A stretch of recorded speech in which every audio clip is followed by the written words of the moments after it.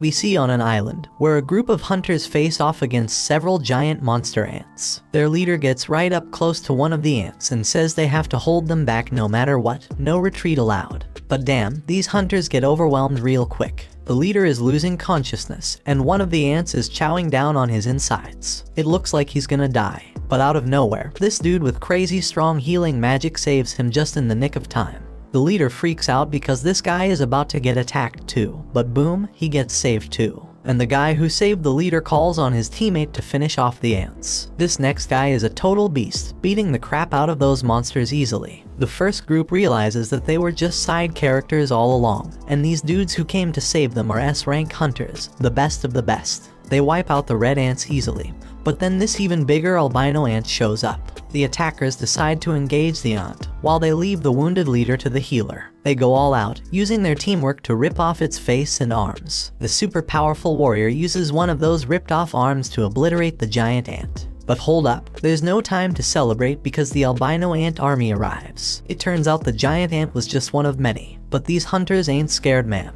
The mage guy powers up his lightning, and the brute dude goes into full-on Hulk mode, ripping his clothes apart with his massive muscles. You can see their crazy fight from the city, where this other guy named Choi is relieved they made it in time. Choi's got his hands full because the city's got a serious ant problem too. But he handles it like a boss and lights it up with some serious flames, leaving only the colorless ones. And he's got a team of exterminators to help him out. We then learn that over 10 years ago, portals that could connect to a different dimension suddenly appeared in the world. And guess what? All types of monsters come from the portal. Only folks with special powers, called hunters, can fight them off. The hunters are ranked based on their magical abilities, from S rank being the highest to E rank being the lowest. But here's the kicker, once their powers awaken, they can't get any stronger, no matter how hard they try. 3 years have gone by, and that construction site is now a dungeon raid spot. We see this dude grabbing some drink before he heads in, and one of his friends calls out to him. He's surprised to see him there since he heard that Park quit being a hunter. That was true, but then the economy smacked him in the face after his wife got pregnant a second time. So the dude needed to make a ton of cash real quick, and a dungeon raid seemed like the perfect way to do it. We see that our hero has arrived. His name is Jinwoo. He recently joined the group, but they've already nicknamed him the weakest hunter ever. He greets everyone as he walks in, so Park asks why everyone seems to know him, thinking maybe he's some super strong hunter, but it's the complete opposite. Jinwoo is known as the weakest hunter ever. He managed to get himself injured and ended up in the hospital in an E-rank dungeon. They might as well create a new rank just for him, like an F rank, because he's that weak. But here's the thing, his reputation as the weakest works in his favor. If they call him in for a dungeon raid, it means it's probably gonna be a piece of cake. Jinwoo heard every word they said about him, but he couldn't deny it because it was true. He's just that damn weak. This woman named Juhi calls him out, and it turns out Jinwoo knows her from a previous mission they did together. But forget the greetings, she's more concerned about his latest injuries, and asks him what the hell happened this time. They sit down, and Jinwoo explains the embarrassing fact that he got injured in the lowest ranking dungeon. And get this, the team didn't even have a healer with them, because they didn't think any hunter would be dumb enough to injure themselves there. But they didn't take into account Jinwoo Dumbass' existence. Juhi gets pissed on his behalf, but Jinwoo already knows it ain't their fault. It's his damn fault for being so weak in the first place. It's time to enter the dungeon, and they're all about to head in. So this dude named Song Cheol suggests he be the party leader for this expedition. No one objects, so he leads the way, and before Jinwoo goes in, he gets a friendly reminder to stick close to the group, so he doesn't get hurt again. Jinwoo's only weapon is a crappy little knife with barely any magic power because that's all he can afford with his measly earnings. But he swears he'll give it his all anyway.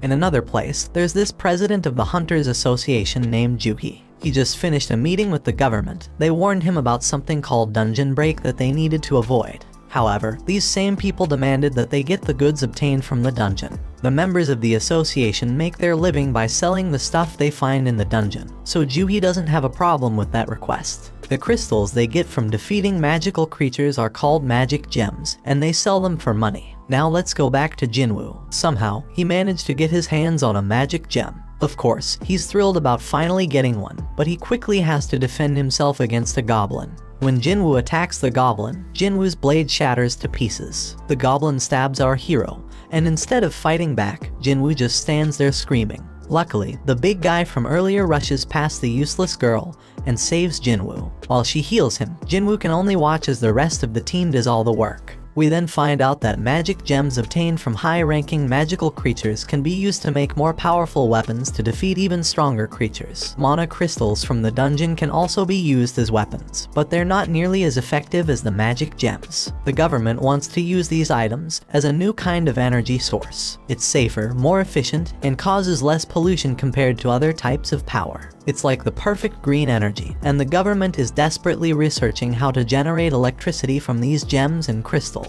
Since these items can only come from the dungeon, hunters become incredibly valuable. Meanwhile, back in the dungeon, the team celebrates their victory after defeating the dungeon boss. Jinwoo must be the weakest person ever because he took a beating and Jinwoo is still healing him. She wonders why he even became a hunter if he's always getting injured, and thinks he's gonna meet his end one day. Jinwoo apologizes, but his words don't mean much and she's just worried about him. Everyone gets their share of the spoils from the battle, but there weren't many mana crystals, so they won't make much money. Jinwoo starts to doubt himself and feels disappointed to have only gotten a measly E-rank gem. He starts questioning if it's even worth risking his life for. One guy on the team calls everyone's attention to a huge hole, and they all gather around to figure out what the heck it is. Looks like a cave, but they're in a dungeon, so it's more likely to be a double dungeon. It's rare, but they've heard of it before, and their suspicion is confirmed, because they've already taken down the dungeon boss, yet the place hasn't started closing like a regular dungeon would. It seems like there's more loot to be grabbed deeper inside. Now Song Cheol tries to be the voice of reason and suggests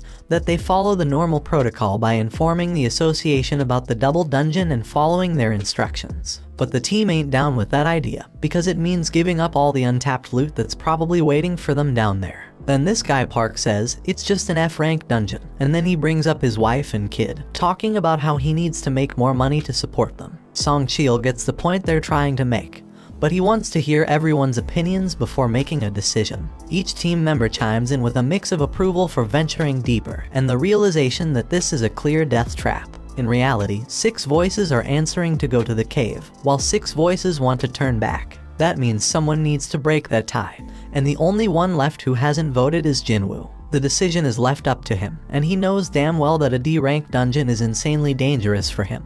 But with his father missing, he's the only one in his family who can earn any money. He's already burdened with a ton of financial responsibilities. His mom's in the hospital, and his sister needs to go to college, so he can't stay broke forever. So he decides to go into the dungeon. Elsewhere, in the lab, where people are getting tested for their magical powers. In the waiting room, the others are ready to recruit any promising new hunters. This ranked hunter Choi has told his people that regardless of age or gender, they're getting recruited. Meanwhile, some thieves snatch a purse and get ready to run over a girl who's in their way. This girl fearlessly snatches the purse back from those guys without even blinking. It's like it's just a regular day for her. This girl is Cha-hee, the famous S-rank hunter. She's a celebrity, but she can't handle all the attention. Her fans go crazy over her, and she makes a super dramatic exit. Back in the dungeon, the party has been walking for 40 minutes now, and they haven't found anything valuable yet. And the portal to a dungeon closes after an hour, so they only have another 20 minutes before they're out of time completely. Jinwoo says sorry to Joo-hee for making her come along because of his vote, but she's more pissed about how he doesn't worry more about his own life. If he had been stabbed just a bit higher, he'd be dead. And on top of that, she had a hard time healing his hands and feet. She keeps scolding him, and he realizes that it's only because of the B-rank healer that he can survive. Jinwoo feels sorry, so she suggests that buying her a meal would be a good apology. Our boy is taken aback by her forwardness, but before they can continue their discussion, the team discovers the boss's room. It's unusual to find such massive doors, so something feels off. Kim refuses to leave empty-handed and is determined to enter, with the others joining him. Meanwhile, in the city, a group of hunters are going through an orientation where they watch a video of Gunhee. He explains that the dungeon portal has been around for over 10 years, and there are still many mysteries within. Being a hunter is dangerous, even for the most experienced ones, so they must always be cautious during a raid mission. They can't afford to be arrogant, and the main key to survival is extreme caution. However, this group in the dungeon seems to have completely forgotten those words and is entering a mysterious, dangerous, and unexplored room. These guys act very naturally, as if they're on some amusement park ride, as they've never seen a dungeon like this before. The statues look ancient, and at least 100 years old. Jinwoo is fixated on the biggest one, and Joohee starts feeling uneasy due to the eerie silence. Everyone wonders where the boss is, and Song Chil stares at something that looks like a magic circle on the floor. His attention is drawn to a tablet with ancient writings, containing commandments about worshipping some god. But Song is more concerned about something else. Joohee is certain she saw the giant statue's eyes move as if it was looking right at them. Jinwoo thinks she's just losing her mind, but everyone is shocked when the door suddenly slams shut. One dude on the team, who didn't even want to come in the first place, realizes something's off and tries to bail. But out of nowhere, one of the statues slices off half his body in an instant. Everyone loses their minds, because not only did someone just die, they got taken out so damn fast that nobody stands a chance against that power. Our boy turns his gaze back to the main statue, hoping that it doesn't move as well, but to his horror, it looks back at him. We take a peek into Jinwoo's past. The dude's been through some serious life or death situations. In his first mission, he got separated from his crew and attacked. Another time, he damn near starved to death while trapped in a maze. He's even been injured by some weak magic beast and ended up in the hospital for weeks. Even the lowest ranked, crappiest dungeons pose a real threat to this guy. Most hunters collect gems and sell them to buy better weapons, which they use to take down tougher beasts and earn bigger rewards. But not Jinwoo. He's stuck with a cheap little knife, and if that thing ever breaks during a fight, he's left fighting barehanded.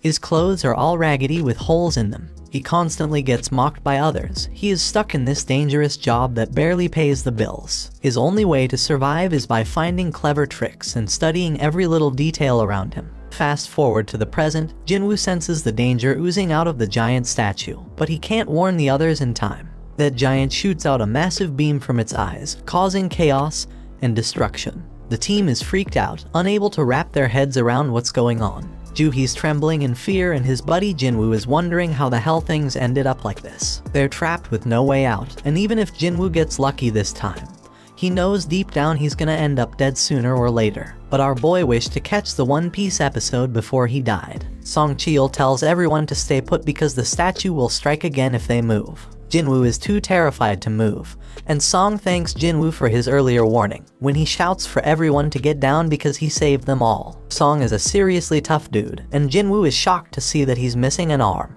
Jinwoo needs to stop the bleeding for him because Joohee is freaking out and can't handle the pressure. She's a B-rank healer, but her fearfulness limits her to easy raids only. Song has been on plenty of B-rank raids himself, so he can tell that this statue isn't a rank, or maybe even an S-rank. The tablet had some stuff written about praising God or facing consequences, so Jinwoo figures that this statue must be the god it was talking about. We then find out that 10 years ago, these gates started appearing all over the place, and brought about all sorts of supernatural stuff. One result of this is people awakening special powers called hunters. Their job is to take down monsters in the dungeons, and once a hunter's power awakens, it stays the same.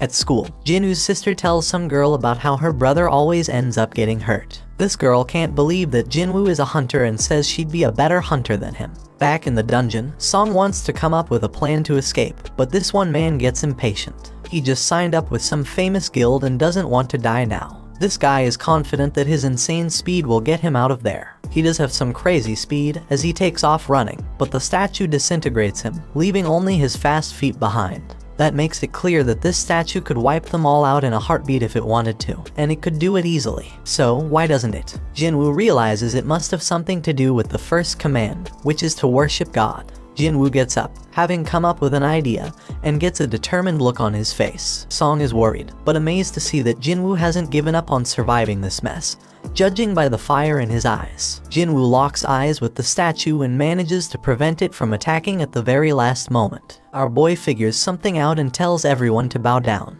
Jinwoo thinks that if they show some respect to God by keeping their heads low, these freaky statues won't attack. Now everyone else is too damn clueless to come up with a better plan, so they all start bowing down to the statue, scared as hell, hoping this will save their sorry asses. But things get terrifying when the statue makes a terrifying face, moving mutton chop despite all the advice, and gets all pumped up because the statue ain't attacking anymore. And guess what? Everyone follows his dumb lead. But our boy he's say there's more to this crap. Right then, the statue makes a crazy move and stands the hell up. Now the supposed leader turns to Jinwoo, hoping he's got a plan. But damn, our boy doesn't, but for the fact that they can't break the commandments set by the tablet. The second commandment says they gotta praise God, so this brave dude with long hair steps up and starts praying to the damn thing.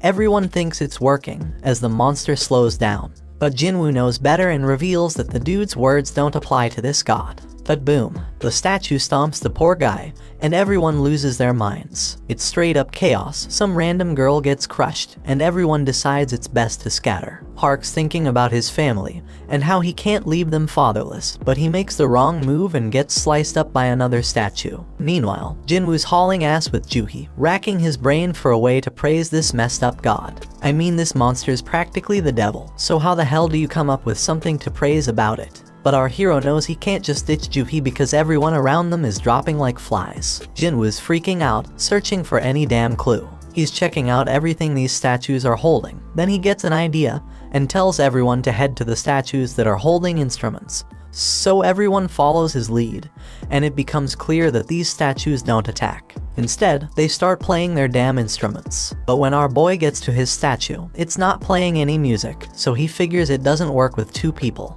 Jinwoo leaves Juhi behind, and that statue starts playing its tune. He hauls ass to find his statue, but damn, he nearly gets crushed. And then someone screams because Jinwoo's landed his sorry ass in front of the wrong goddamn statue.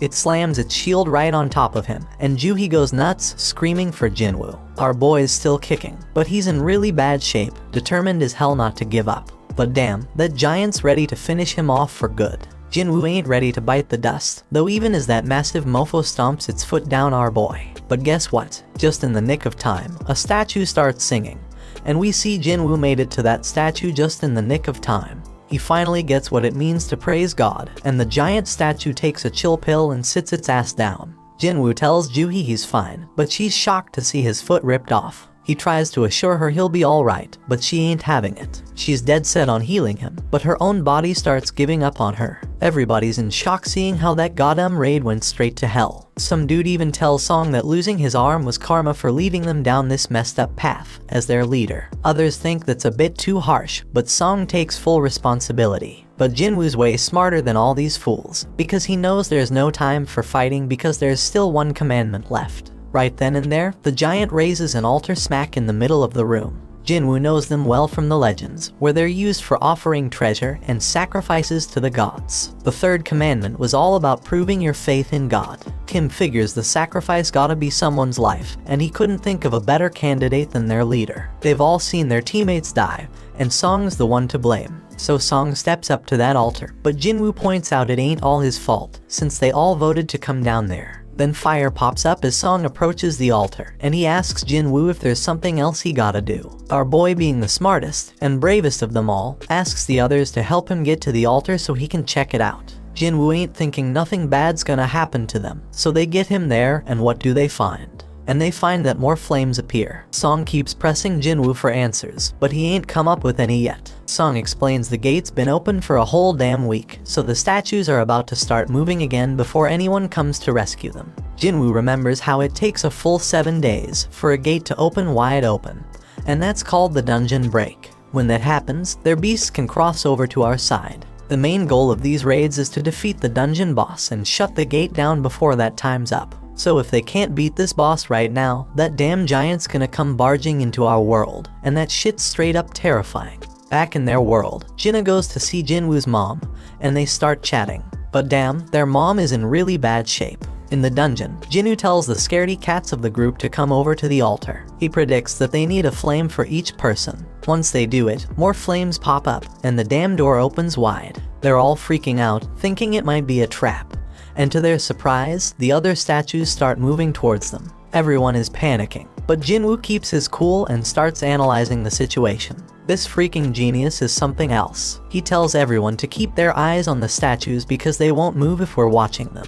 Everyone follows his orders, and shockingly it works. Everyone's doing their best to keep their eyes on those terrifying statues, but then this one chick gives in to fear and tries to haul ass toward the door. As soon as she crosses the circle, her flame goes out, but she manages to make it out the damn door. Song Cheol can't figure out what the hell is happening. The door closed a bit, but the girl made it out alright. He thought we were supposed to stay in the circle, so naturally, he turned to Jinwoo for answers. Jinwoo's just as confused, but he starts analyzing everything again. Those blue flames have been burning out over time. One of the fire ones went out when that girl escaped. The first order was to revere, the second was to praise, and the third was to prove our faith. Jinwoo is damn sure that the door must be a trap. This situation is dangerous as hell, and it's messing with our heads, giving us false hope. It makes him wonder if this is some test of our faith in this god. Jinwoo gets thrown to the ground as the next dumbass decides to make a run for it, and the same shit happens. His flame goes out, the door closes a bit more, and he seems to escape. Kim starts thinking about leaving too, but Jinwoo warns everyone not to move. If anyone else leaves, we won't have enough eyes on the statues to keep them from moving. He reminds everyone that as long as we keep our eyes on those statues and stay put, we'll be safe. Jinwoo shows off his deduction skills once again, saying that the blue flames are like a damn timer, and when they're all gone, we can leave. Kim points out that there's also a chance we'll get trapped when the timer runs out. He admits he didn't expect Jinwoo, the weakest member, to achieve this amount of success. They're only alive thanks to him, but Kim's got a family waiting for him, and he doesn't want to die. He just wants to make it home, and can't risk Jinwoo being wrong. Kim says sorry and bolts out the door. Our boy won't have enough eyes to keep tabs on all these damn statues. Those statues start moving again. Jinwoo ain't about to bite the dust here though. Things are worse than ever, but he reminds himself that he's pulled through tough situations before. But damn, things are worse than ever now. But Song Cheol shockingly tells Jinwoo and Juhee to leave. He predicts that as long as one person stays by the altar, the door will stay open. And since Jinwoo and Juhee have some long lives ahead of them, he insists they should be the ones to make a run for it. Song Cheol wants Juhee to look after Jinwoo, but the poor girl's legs give. Things couldn't possibly get any worse, and Song realizes that Juhee must have pushed herself too hard to heal Jinwoo. Things have gone to the dogs, so Jinwoo tells everyone to leave him behind. Juhee needs someone to carry her ass out of there, and Song's the only one with 2 working feet. Juhee thinks she should be the one left behind, but Jinwoo reminds her about that lunch date they had planned. He hands her his gem so she can treat herself to a meal, and promises to get the change when they all make it out of this dungeon. Juhee won't ditch him, but Song apologizes and knocks her out. They're running out of time. He apologizes to Jinwoo too, and bolts with Juhee to safety. Our boy can at least find comfort in knowing he's the only one who's gotta bite it, and his only regret is not having a better damn life insurance policy. Our hero grabs hold of a sword, dead set on taking one of these statues down with him. He tells them to bring it on. Those statues go full savage mode, ripping into him as he fights tooth and nail to stay alive. Jinwoo thinks about how he has always been the weakest. He's constantly getting mocked for it, but he's always given it his all. These damn statues ain't letting up, they chop off his arm, and Jinwoo screams in pure agony. He's angry because it doesn't have to end this way after he poured his heart and soul into trying to become stronger. But these statues keep inflicting more pain, and thrash him about further. But despite all the setbacks, he can't help but think about how he gave everything he had to make it this far. He's a fighter, even with just a sliver of life left in him. He's got this burning desire to let out a scream of pure anger, but he can't even do that as he is stabbed through the chest. Jinwoo's on the brink of death, but you can feel the rage coursing through his veins. He starts reflecting on how the first few people who ran away were just weaklings. They claimed they couldn't handle it anymore, but deep down, they were just selfish. Those fools were only looking out for themselves, and it's always the most selfish jerks who end up benefiting the most. That thought fuels Jinwoo's rage even further. He's got a family too. All he wants is to make it back home alive, just like those lucky ones before him. The pain is unbearable, and he starts wondering if it's a good thing that he's the only one who has to die. In his battered state, Jinwoo's mind starts wandering, and he realizes what a hypocrite he's been. He's struggling to catch his breath, desperately clinging to life. He doesn't want to die, but the final attack comes crashing down on him, and our boy wishes he could have one more shot. And just when it seems like it's all over, the final blue flame goes out, and this mysterious notification pops up out of nowhere. It turns out he's completed some secret quest called Courage of the Weak. It's offering him the opportunity to become a player. The catch is if he doesn't accept, the player's heart will stop in a fraction of a second, so no choice, and he hits that yes damn button. Right at that moment, Jinwoo wakes up in the damn hospital, and he's straight up shocked to find out that he's still got his damn arm. He remembers getting dismembered and all, but here he is, with his leg intact too. No sign of getting stabbed in the chest either, so he starts thinking, was that all just a crazy dream? And just when he's pondering this, some dude named Woo rolls up and introduces himself as the manager of the Hunter Association surveillance team. And that purple-haired dude, yeah, his name's Kang, but they ain't saying why they are there. They do reveal that Jinwoo was unconscious for 3 straight days. And get this, Joohee and Song ain't dead either. Song lost his arm though, so he might have to peace out as a hunter. Joohee's all sorts of messed up mentally, so she's getting psychiatric care. But it doesn't look too good, bro, so she's probably not gonna continue as a hunter. Only 6 peeps made it out alive from that crazy double dungeon they stumbled upon. Being a hunter is always a risky business, but what went down that day was a real tragedy. And here's the real mind-boggler, when another guild showed up later after being alerted by the survivors, and they found just Jinwoo. No signs of the temple or their statues. The survivors all told the same wild-ass story, which is hella hard to believe. Everyone's stories match up perfectly, so nobody's suspecting them. It's a crazy situation. And now, Woo's got this theory. He looks at Jinwoo and asks if he has a second awakening. Woo explains that a hunter's power is determined when they awaken it, and it doesn't change after that. But on some crazy rare occasions, a hunter can go through a second awakening. This mind-blowing event can push them past their previous limits, even to the ORS rank. Jinwoo gets all pumped up, thinking about this, and Woo brings out this meter thing to test Jinwoo's power. Woo figures that if they really went up against an instant-level magic beast as the survivors said, a low-level hunter wouldn't stand a chance. And since there ain't a single monster trace left behind, the most likely explanation is Jinwoo's second awakening. Jinwoo's hyped as hell to hear the results of his mana test. But damn, the results ain't looking good. Woo admits they messed up, and they leave. Turns out Jinwoo only scores a lousy 10 on the test. Even E-rankers usually get at least 70. A score of 10 puts Jinwoo in civilian territory. And to top it off, the dungeon just vanished, so they can't even investigate how Jinwoo pulled off survival. Jinwoo's bummed out by the whole damn thing, but he can't help but wonder why those guys didn't ask about the freaking thing floating in the air. He's freaking out, wondering if he's the only one who can see this, and then he realizes it's like a touch screen or something.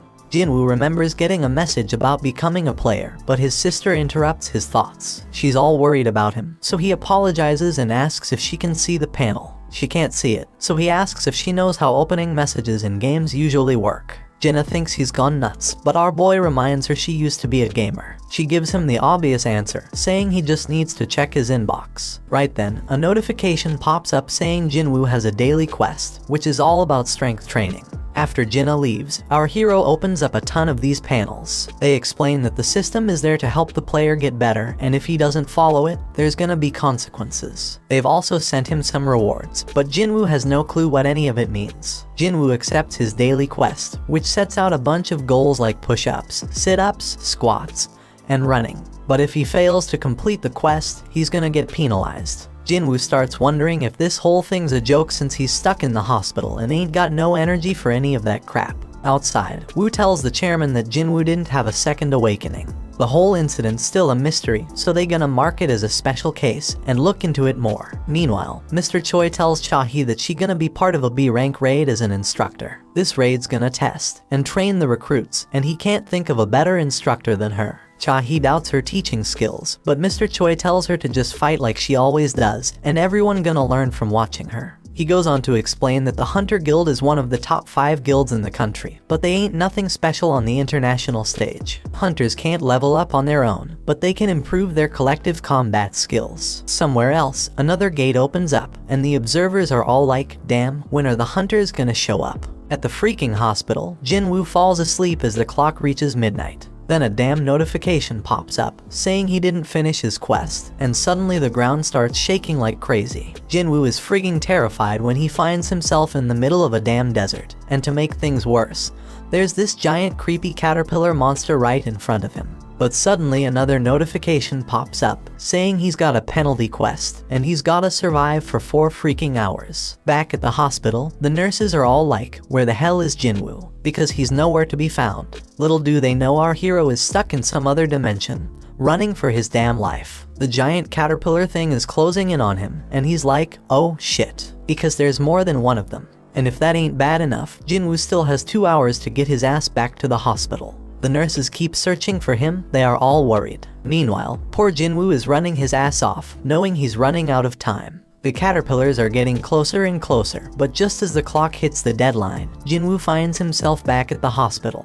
The notification confirms that he completed the penalty quest, but Jinwoo is so drained that he ends up puking and passing out. He gets another reward, but he's out cold and has no idea. Later on, Jinwoo tells his sister that he's healing up nicely and might be able to go home soon. So he gets dressed in his fancy tracksuit and heads outside. Over in another place, Juhi gets a request to join a raid, because some D-rank gate has shown up. The other guilds are busy, and Juhi can't bring herself to agree to go. On the other hand, Juhi gets some good news that Jinwoo has woken up from his coma. Juhi is all nervous and shit as she goes to visit him, but the nurses are like, he's running again, just like every day since he woke up. Outside, Jinwoo is thinking about how it's been 4 days since he woke up, and he's learned a few things. First off, those pop-up windows he's been seeing are for real, not some crazy hallucinations. And when he completes his daily quest, he gets 3 types of rewards. One is full recovery, which he uses now to shake off all that exhaustion from running. Then there are ability points, which he can use to boost his skills. Currently, our boy can totally feel the difference.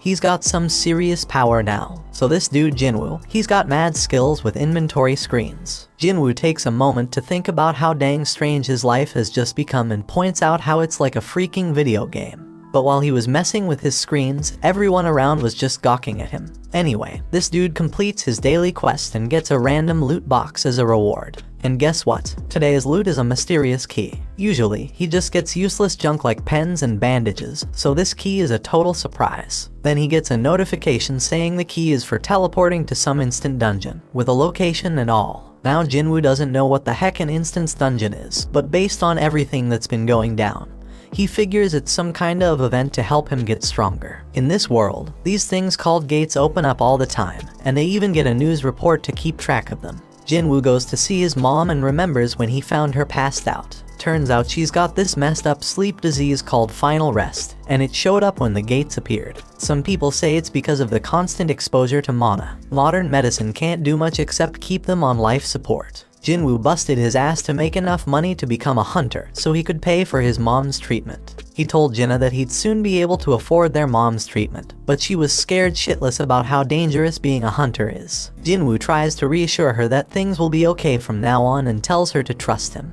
But damn, it's clear that he's useless in a fight, and he ain't getting nothing from the rewards because of it. But things are different now. Jinwoo's putting in work to train his body, pumping all his ability points into strength. He even shows off an apple that he's crushing to show his progress. This dude's dead set on getting stronger and ain't taking no shit. So he heads to the location from the key notification, fully prepared for whatever's coming.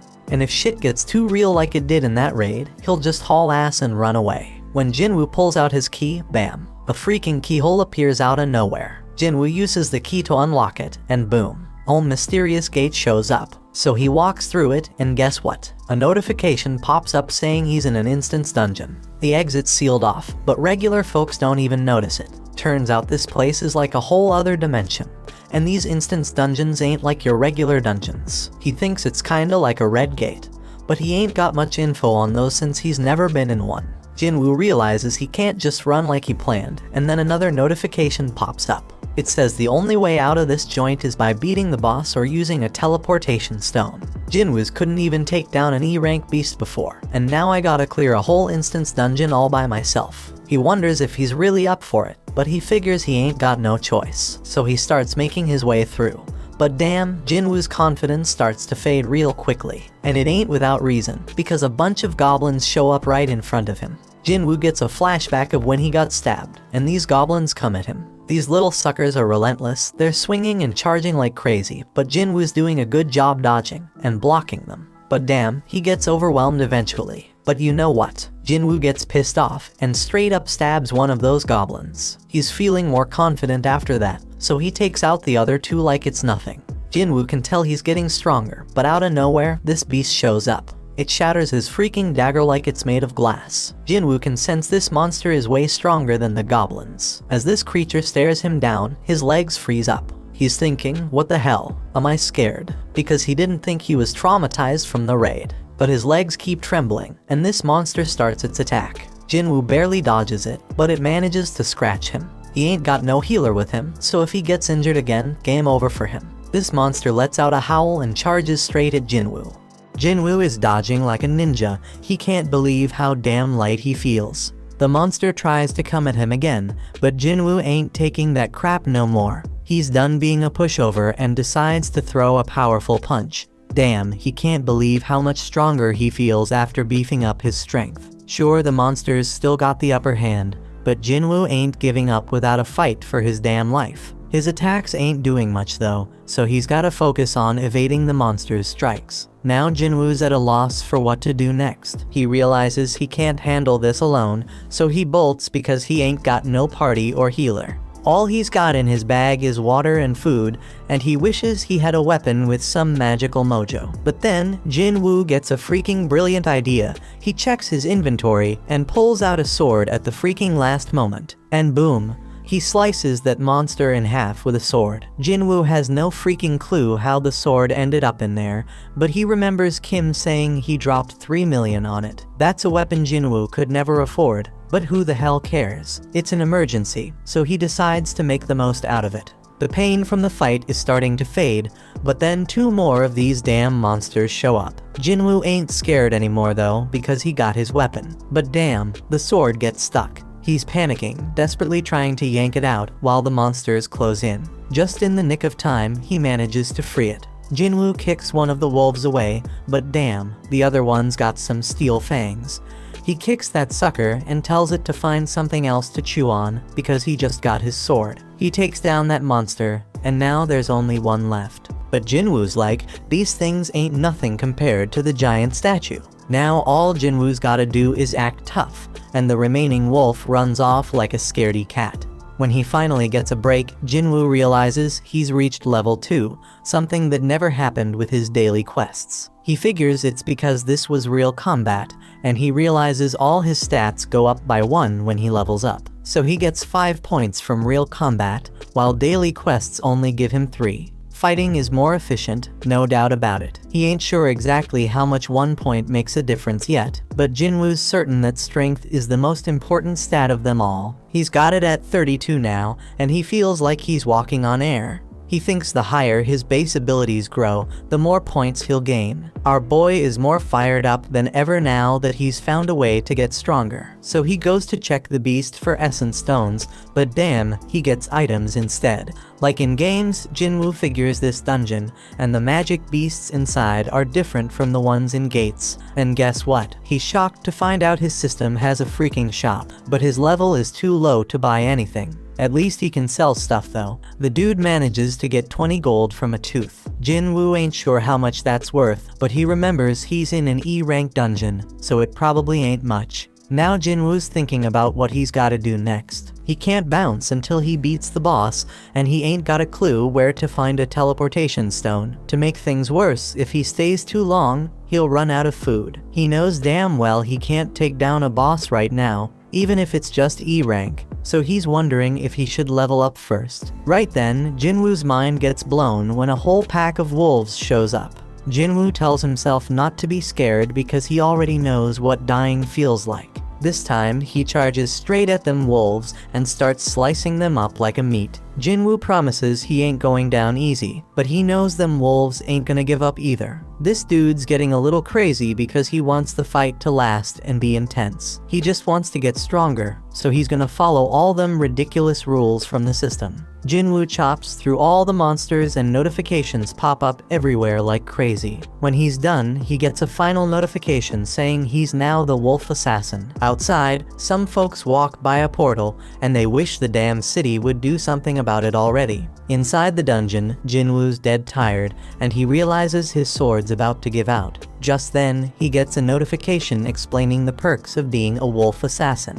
Jinwoo gets a 40% boost to all his abilities when fighting animal-type monsters. And guess what? When he checks his inventory, he finds a whole bunch of fangs and a cloak. But here's the real kicker. He also finds a teleportation stone. Jinwoo thinks about using it to bail, but he hesitates because he might never get this easy of a chance to get stronger again. He's got no clue what's gonna happen to this dungeon when he leaves. It might just vanish into thin air. It could be like some limited time event in a game and vanishing without a trace. Faced with this tough decision, Jinwoo decides to keep moving forward. Meanwhile, Juhee gets a call from the Hunter Association saying there's been a dungeon break at a gate nearby.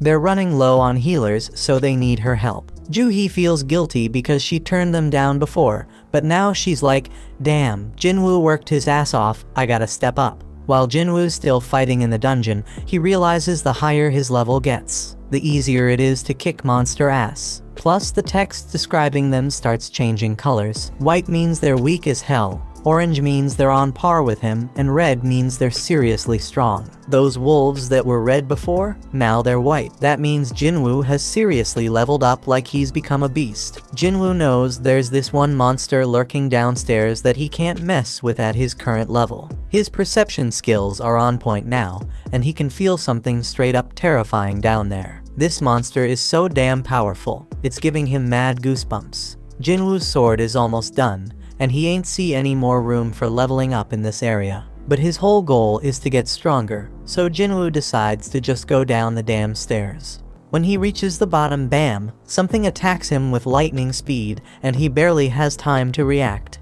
Jinwoo's sword snaps in half, and this massive serpent pops up in front of him. Damn, Jinwoo's mind is blown, because even with all his leveling up, this beast's name is still orange to him, which means it's insanely tough. It's crystal clear that this snake is the boss, and there's no way his sword can pierce its thick scales. He knows for sure that fighting without a weapon would be a death sentence, so when the snake strikes, Jinwoo goes all out with his sword. This colossal snake knows how to pack a punch, so Jinwoo needs to figure out a way to get around its defenses. But damn, this thing's armor is hella tough, so all Jinwoo can do is run for his life. The snake whips its tail like a straight-up badass, and Jinwoo knows he's screwed if he gets hit. He does his best to block it, but he takes some serious damage. This creature doesn't quit. Jinwoo gets tossed around like a rag doll, and he even has a train launched at him. Our boy thought he had gotten stronger, but it wasn't enough. The train barely misses crushing him, and Jinwoo starts questioning himself. How much stronger does he gotta get before he stops being the laughingstock? He remembers when people called him the weakest hunter ever, and it hits him hard. Song was the one who spilled the beans, and he pumped up Jinwoo to prove them all wrong. As this snake straight up overwhelms him with its crazy power, tossing him into a whole new area, Jinwoo has an epiphany. He got stuck with that nickname because he was weak, the same reason he got mocked. Jinwoo takes a second look and realizes that those with mad strength always have the upper hand in any situation. But the powerless ones ain't got nothing to do around the strong except shake in fear and stand around like losers. The weaklings always get looked down upon. You might be smart, creative, and caring, but when you face some serious strength, none of that's gonna save your sorry ass. Jinwoo figures out that being kind won't get him anywhere, so he's gotta toughen up. With this newfound determination, Jinwoo straight up jumps on that snake. The ferocious monster throws him off, but Jinwoo swears to himself that he'll get stronger, and suddenly his body starts glowing. Jinwoo dodges the snake again like a boss and strikes it with his sword, but he's even more determined now. He compares what he's feeling right now to the terror he felt during that raid, and declares that this is gonna be way easier than that day. Jinwoo pulls off this sick move, using his sword to ride the snake again, but then he tosses it aside all shaky, and grabs that beast with his bare hands. Jinwoo admits that he's been laser focused on boosting his strength ever since he got that leveling system. So he decides to rely on that now and starts crushing the snake's tough scales. The snake's trying to shake him off, but it's too damn late because Jinwoo knows he can kill that sucker. Jinwoo straight up demands the snake to die, using his crazy physical strength to defeat it. Then boom, he gets a notification saying he leveled up multiple times, and our hero bursts out laughing. He's like, damn, I really got stronger. We see the aftermath of this epic battle. Another notification explains that he just kicked the Swamp King's ass. He gets this badass dagger made from the serpent's fangs that's twice as powerful as Kim's sword.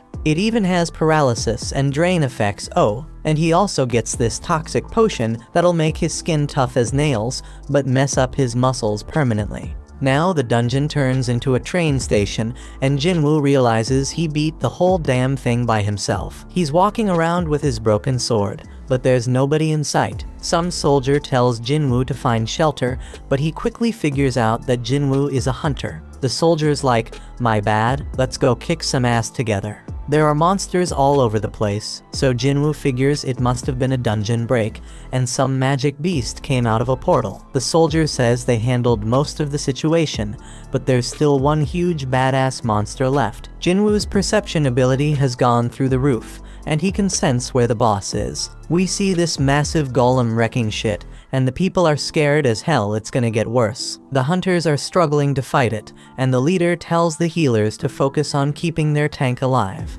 The healers are all like, "We're doing our damn job," and the tank wonders what the damage dealers are even doing. The damage dealers are giving it their all, but the golem's defense is insane. And to make matters worse, they don't have enough hunters who can use magic. Jinwoo expertly analyzes the situation and realizes that this group of hunters was put together in a hurry. No wonder they ain't working together. He uses his perception again and sees their ranks. 2 A ranks and 2 D ranks. One of those D ranks is a tank, which explains why they can't take down the golem. This battle's been going on for a hot minute, and then he checks out the healers and is shocked to see that Juhee is one of them. Juhee gets told by one of the hunters to pitch in and help. She reminds her that she's supposed to be a B rank healer, but then she snaps out of her fear and casts a spell. And the hunter's like, "Stay focused, girl." But poor Juhee can't shake off those creepy memories of the giant statue, so she loses her concentration again. Jinwoo notices she's still freaked out,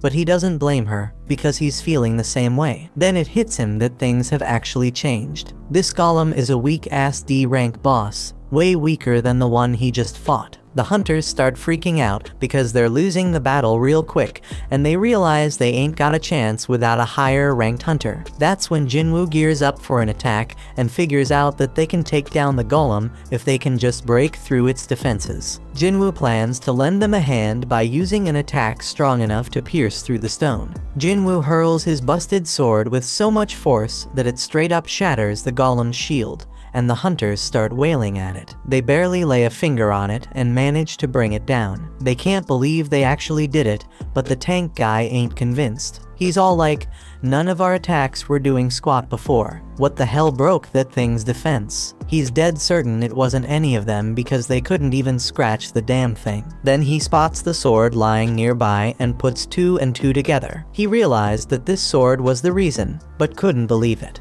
I mean, this was a boss-level golem that even 10 hunters couldn't touch, and now it's taken down by some old beat-up sword. He asks if anyone saw who threw the sword. The soldier explains that it was the fisherman they brought with him. But here's the kicker: the hunter's gone missing, and the tank stares in utter disbelief. This person had some next-level power, and he couldn't help but wonder how high-ranked this mysterious hunter was. Jinwoo dipped out of the area to keep his power on the down low, and he's like, "I didn't think one attack would do that much damage." Our hero might not even realize the extent of his power, because he figures the monster must have been seriously messed up before he struck. The battle's done, and Juhee's wondering if it was Jinwoo who came through in the clutch. Some time passes, and we see the nurses at the hospital gossiping about Jinwoo's rank. They're all talking about how he looks pretty average, but damn, that dude is seriously ripped. In Jinwoo's room, our boy is grinding hard, hustling through his daily workout routine. These thirsty nurses won't shut up about him. They can't even believe how fast he's transformed. One poor nurse straight up falls for Jinwoo when she catches him post-workout, and she can't stop staring at his ripped body. Today's the day Jinwoo bounces out of the hospital, so this desperate nurse asks for his digit. But Jinwoo ain't all there yet, still stuck on the fact that he thinks she just wants to send him test results after he's released. On the news, we catch up with Beak, that S-rank hunter who took down the giant ants. He's one of only 7 S-rank hunters in the country and gives us a glimpse into the life of a top hunter. He breaks it down, saying he's gotta train like a beast every day when he ain't raiding dungeons. Even the smallest mistake could lead to his buddies getting hurt, so he gotta stay sharp, no doubt. Gina notices that Jinwoo is now seriously ripped and has even grown taller.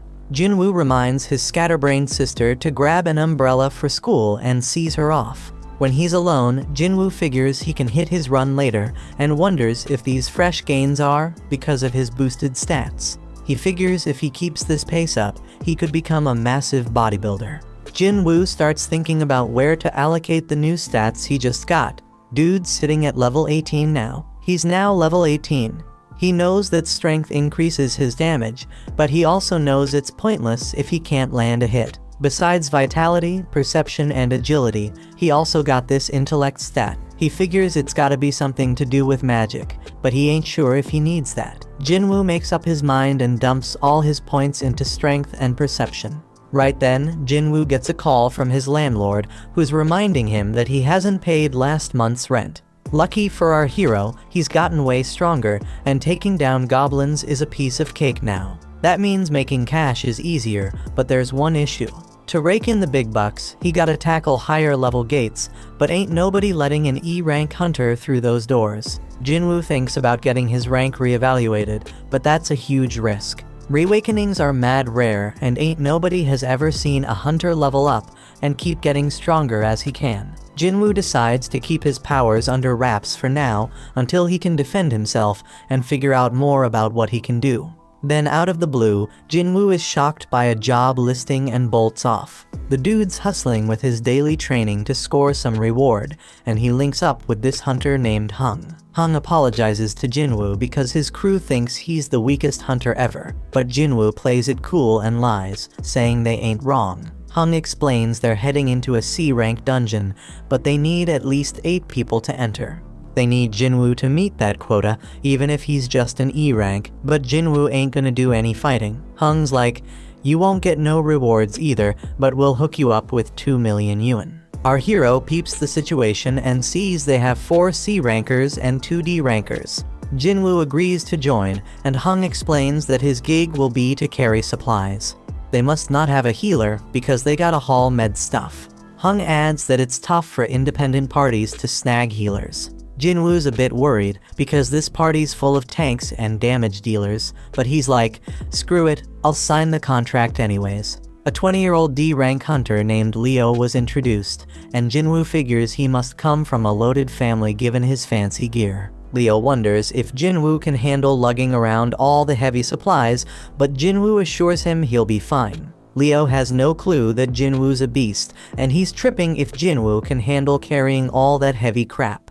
Leo starts spouting off about the president overseeing the construction site they're at, blabbering on about how the guy skipped town after swindling 900 billion yuan, leaving everyone astonished. They all roll up to this freaking massive gate and start thinking if it's really just some C-rank dungeon. Leo questions if they'll be alright, so Jinwoo explains that the size of the gate ain't that important. What really matters is the magic power flowing from inside. And that's what the Hunter Association uses to assign ranks. Anything above a B rank, the big guilds take care of, so this C rank joint shouldn't be too much of a challenge. Jinwoo knows all this because he's been a hunter for a while, but he realizes he ain't never actually tackled a C rank dungeon before. They step through the gate and use the light to check things out, but damn, they're shocked to find there ain't no magical creatures in there.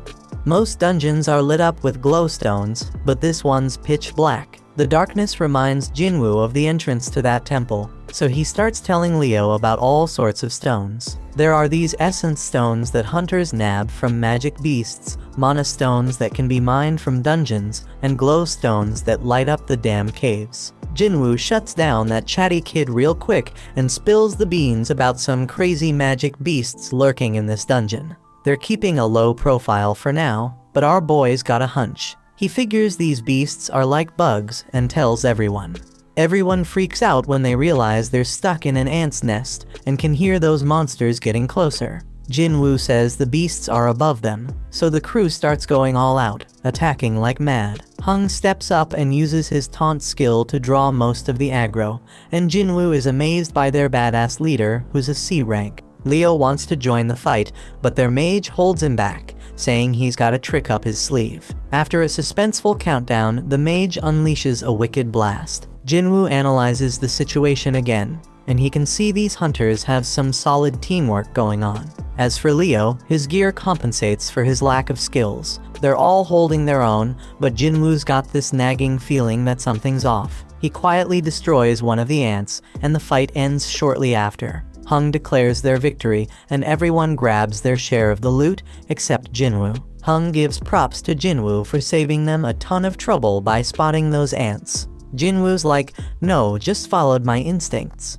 But then Hung noticed that some of the ants were messed up, and it wasn't from swords or magic. He thinks maybe some other magic beast got to them, but that would mean there's something even stronger lurking around here. Several ants were torn to shreds, so Hung wondered what could be big enough to take them down. Leo spills the beans about how his pops hooked him up with a bunch of sick gear for his first raid, and Jinwoo's stoked to hear that. He ain't sure why yet, but he tells Leo they gotta be extra careful. Over in another spot, a dude working out gets startled by a loud noise of destruction. But don't trip, someone tells him to chill because it's just their guild master training, and turns out it's Beak. This dude is a beast, and the kid's jaw drops when he sees Beak smash through a massive stone with just one hit. Beak doesn't even flinch, and says it wasn't even a good warm-up. Back in the dungeon, Leo's still worried about Jinwoo carrying everything.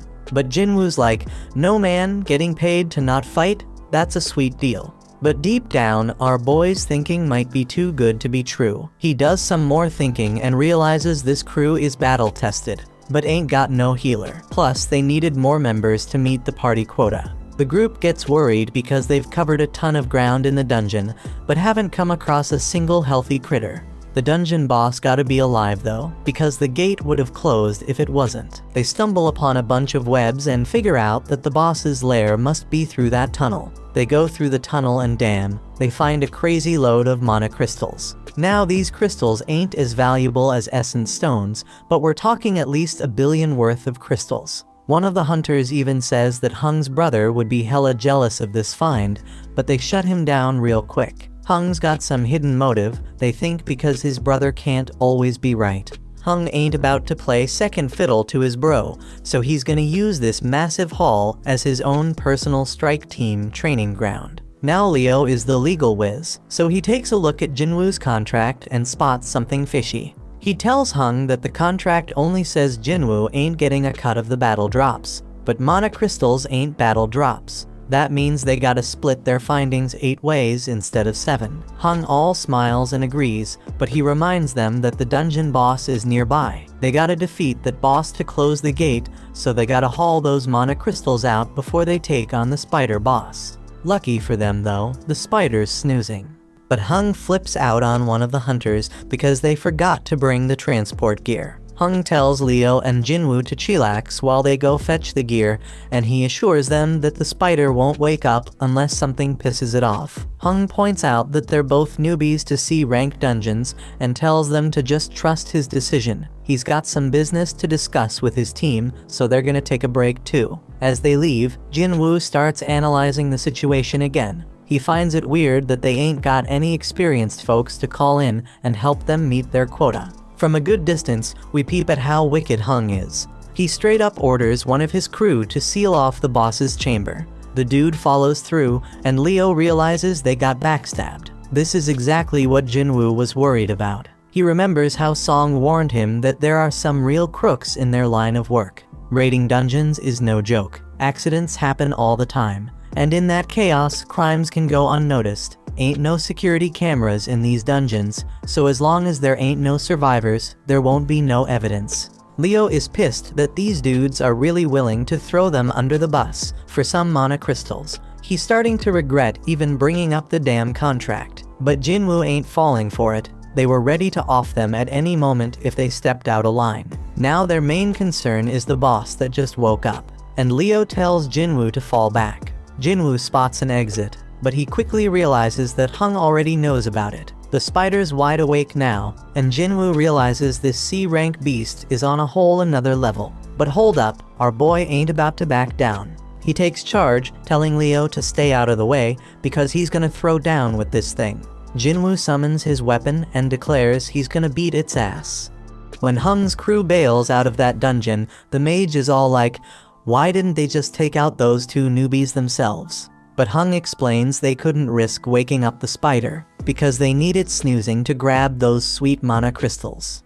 He ain't worried though, because some dude with 0 experience, and the weakest hunter ever ain't got no chance against that spider. The plan is to wait for the spider to chow down on them and pass out again. They can't go in guns blazing, because it would wake the spider up, but Hung knows about this little path above the cave. Worst case scenario, the spider doesn't pass out after munching on the newbies. If their crew can't nab them mana crystals, their group will at least swipe Leo's gear, which is worth a fortune. Hung and the mage both agree they can't take on the spider themselves, and Hung makes it clear the spider shouldn't be slept on. That boss is straight up deadly, and it's just a matter of time before those newbies get smoked. Inside the dungeon, Leo tries to talk Jinwoo out of fighting the boss, because only a B-rank hunter could take down a C-rank dungeon boss solo. Even an elite level C rank wouldn't stand a chance, so Leo thinks they should bounce and find a way out. Jinwoo recognizes that Leo's right. Even though he's had a second awakening and leveled up, he still sees himself as weak. The Golem and Venom bosses were both D ranks, so this spider is on a whole another level. Jinwoo can't explain it, but he ain't feeling any pressure right now. He realizes he must have gotten strong enough to not fear C-rank bosses anymore. He's at level 18 and straight up claims he's got a shot at taking it down. Once he starts attacking that spider, he's like, well, the real hunt begins now. Over in another spot, this big shot named Gotu, the president of the Hunters Association, is exhausted from being stuck in a bunch of boring meetings. His driver offers to spar with him to cheer him up, and Gotu can't say no when a young buck looks up to him. Back in that dungeon, Jinwoo realizes the spider's skin is hella tough. Its attacks pack a crazy punch, and if Jinwoo gets tagged even once, he's a goner for sure. Leo closely watches Jinwoo's movements and instantly figures out that this ain't how no E-rank hunter moves. He's wondering who the hell Jinwoo really is, and starts questioning if he's some fake-ass ranker. Only a handful of hunters can control their magic power enough to purposely get a lower rank. Them folks are called false rankers, and usually they're psychos who get a kick out of killing. Leo's starting to regret going into that dungeon, and Jinwoo realizes he can't even put a dent in that spider's tough hide. Jinwoo's fatigue is skyrocketing, and the dude needs to wrap this fight up real quick. His dagger's got some sick paralysis and drain powers, so he figures that's gonna be his ticket to victory. Jinwoo's gotta target the spider's weak spot with those moves, but damn, he's hella surprised when the spider busts out an acid attack. Jinwoo's gotta close the gap, so he decides to use a cool new skill called Dash. He uses it to smack that spider right in the face, but his dagger's debuffs don't stick. Jinwoo ain't one to throw in the towel though. He decides to keep wailing on that spider as much as he can. Dude's pushing himself harder and harder, but his fatigue catches up to him, and that spider lands a nasty hit. Jinwoo's about to get squashed, but guess what? He remembers he's got a reward left from his daily quest, so he cashes it in and fully recovers. Leo's freaking out, thinking Jinwoo's a goner, but our hero ain't done yet. He lands another hit, and this time he straight up stabs that spider in the eye, getting those dagger debuffs going. Jinwoo ain't wasting this chance, so he stabs that spider over and over, keeping those debuffs going strong. Eventually, that spider just can't take it anymore and goes down for the count. A notification pops up, saying Jinwoo just took down the dungeon boss. Jinwoo knows he got lucky not picking a reward before diving into that dungeon, because he'd be 6 feet under right now for sure. Leo's mind is blown, seeing Jinwoo take down a dungeon boss all by himself. He's more convinced than ever that Jinwoo's some kind of fake ranker. Jinwoo scores a gem from that spider, and Leo rolls up, offering to carry their supplies from now on. Leo straight up idolizes Jinwoo now, telling him to chill and take a break while he handles the mana crystals. Just then, Hung and his crew show up, and they're hella surprised to see the newbies still kicking. In a training room, Gotu straight flexes on Woo, showing off his mad skills by totally overpowering him like it's no biggie. Gotu gives props to Woo, saying he feels way better now. Woo's mind is blown that the prez ain't even rusty. Gotu explains he ain't as strong as before, but he can tell Woo's been grinding hard. Woo acknowledges that training can't level up a hunter, but it can level up their skills. Gotu points out that a hunter's gotta be physically and mentally strong, especially in dungeons where you have the worst kind of people lurking. Back in the dungeon, Hung's crew concludes that the newbies only survived because this spider must have been dumb as a rock. They straight up clown the spider for losing to low-level hunters. Hung spills the beans to Leo that he knows Leo's from a rich family, but Leo's like, who cares? That's when Hung drops the bomb and tells Leo he's only getting one chance. He tells Leo to straight up off Jinwoo. Hung's like, usually we kill the people we recruit for our party so we can keep all the loot ourselves. But hey, if Leo agrees to join us, we won't off him. If Leo says no, we'll just kill them both. Hung thinks Leo might be a threat because he has some crazy gear that gives him superpowers to take down the spider. He'd rather not test that theory, so he wants to talk Leo into taking on weak-ass Jinwoo. Hung's stoked when Leo starts heading toward Jinwoo, but then he's all shocked when Leo ends up taking Jinwoo's side. This evil group decides to straight up end their lives, and Hung's wondering if the newbies ever had to off any peeps before. Right then and there, Jinwoo gets an urgent mission, and it's straight up wild because he gotta take out 6 enemies in front of him. Now the gang decides to go after the weaker one, so the mage attacks Jinwoo. Leo's all worried about his new buddy, and freaked when he sees how messed up Jinwoo is. Meanwhile, one of the group members, Chahi, was told to brag about how amazing she was. They struggled with an rank beast, but she took it down in a flash. These girls feel lucky because they are in 2 of the sickest guilds around. After all, there are all sorts of messed up stories about the other squads, like those strike teams with crazy high death rates. Back in the dungeon, Hung's like, it's game over, Jinwoo's done for. Jinwoo starts beating himself up for forgetting, and reminds himself that this world is all about survival of the fittest. It's a world full of shady tricks and backstabbing. He's straight up fuming because he forgot this truth and realizes he got numb to it. Jinwoo's chilled out now, and he's thinking about how he straight up messed up because he was careless and too damn cocky. This level system is pushing him to kill, so he's wondering if it needs him alive for some reason. He figures this system ain't just being nice, it wants him alive. But that's not all, it also wants him to be strong.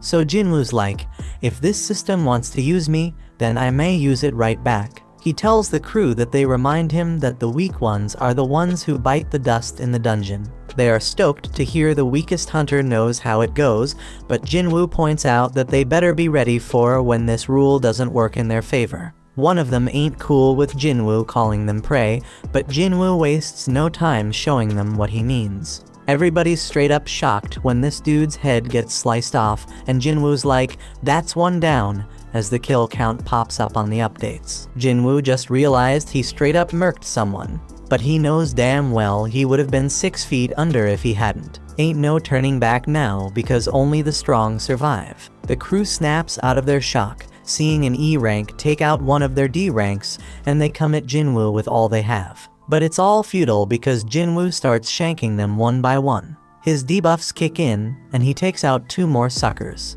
The archer is the next to bite the dust under Jinwoo's wrath, followed by the mage. Now there's only one left, and Leo's mind is blown, because Jinwoo's way stronger than when he faced the dungeon boss. Hung buffs up his body and thinks about how he is certain that Jinwoo is tired after dealing with the boss and 5 other hunters. Plus Hung's made his body as tough as steel, so he figures Jinwoo's dagger won't even scratch him. But Hung starts his attack, and our hero catches him off guard with his lightning speed.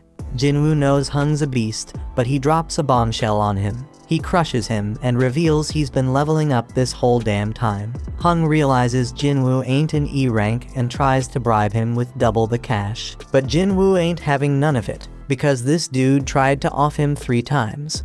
Jinwoo mocks him, saying he won't get away with it, and Hung tries to threaten Jinwoo one last time. But Jinwoo reminds him that Hung himself said whatever goes down in a dungeon stays in a dungeon. Hung tries to play tough one last time, but Jinwoo straight up ends his sorry ass. Jinwoo's mission is accomplished, but the whole dungeon starts to crumble because they took down the boss. When they make it out, they're the only ones left standing after the spider showdown. The official ain't buying it because they're the lowest level peeps, but she gets distracted by some used gear. Jinwoo can't believe he's getting rewarded for the bloody mess he just caused, and he realizes he gained a skill that scares the crap out of enemies and cuts their abilities in half. The no-nonsense official concludes that Leo survived because of his gear and assumes Jinwoo, the E-rank scrub, just hid somewhere.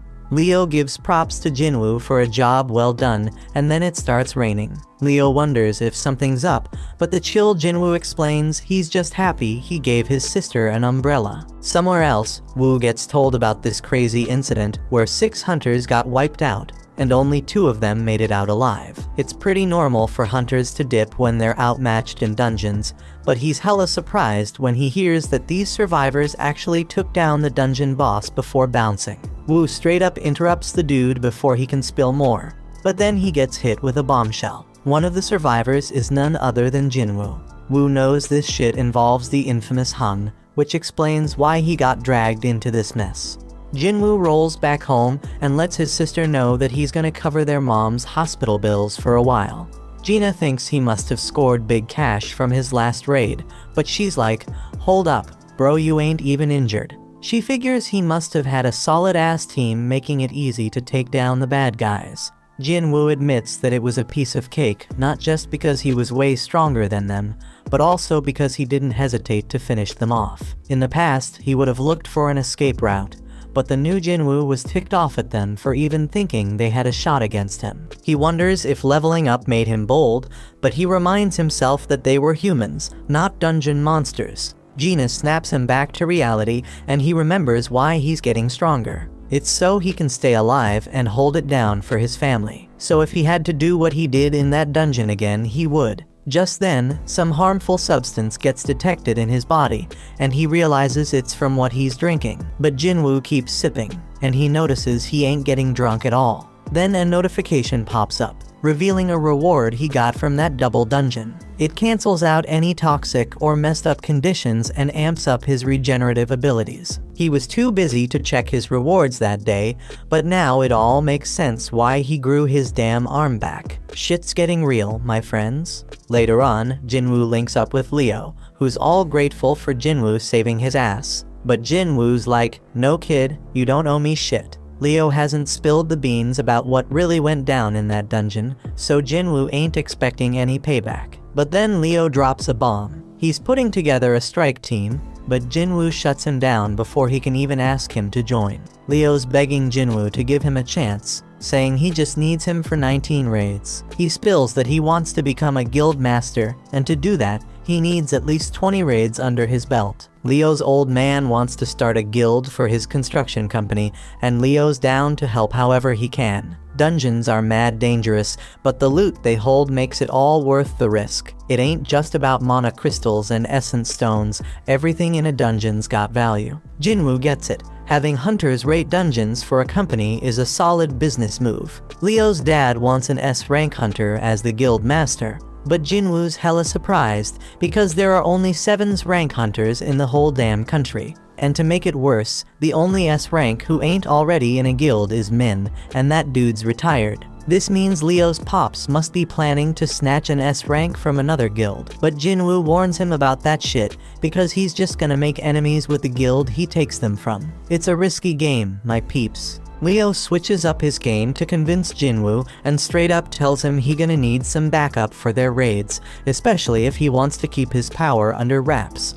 And that's a genius move because it'll be way more convincing to his old man if he succeeds rolling with a low-rank hunter like Jinwoo who's playing pretend. Leo shows Jinwoo the building they're planning to use as the guild headquarters and says it's worth a crazy amount of money, like 30 billion yuan. That's some serious dough, man. Leo wants to give it all to Jinwoo in exchange for his help in completing 19 raids. Jinwoo would have been all over that offer in the past, but things have changed since he became the only dude who can level up. He's dead certain he can reach S rank, or maybe even higher the way things are going. But there's still too much unknown about his powers, and it would be too risky to team up with someone. So Jinwoo shuts it down and declines the offer. Leo ain't ready to give up just yet though. He promises to take Jinwoo's secret to the grave, but one look from Jinwoo sends chills down his spine, and he bounces. Meanwhile, Hung's younger brother Wang is super pissed about his brother's death and demands to know about the 2 survivors. His assistant Laura is straight up shocked when he asks what happens if he kills someone in another country, but she spills the beans anyway.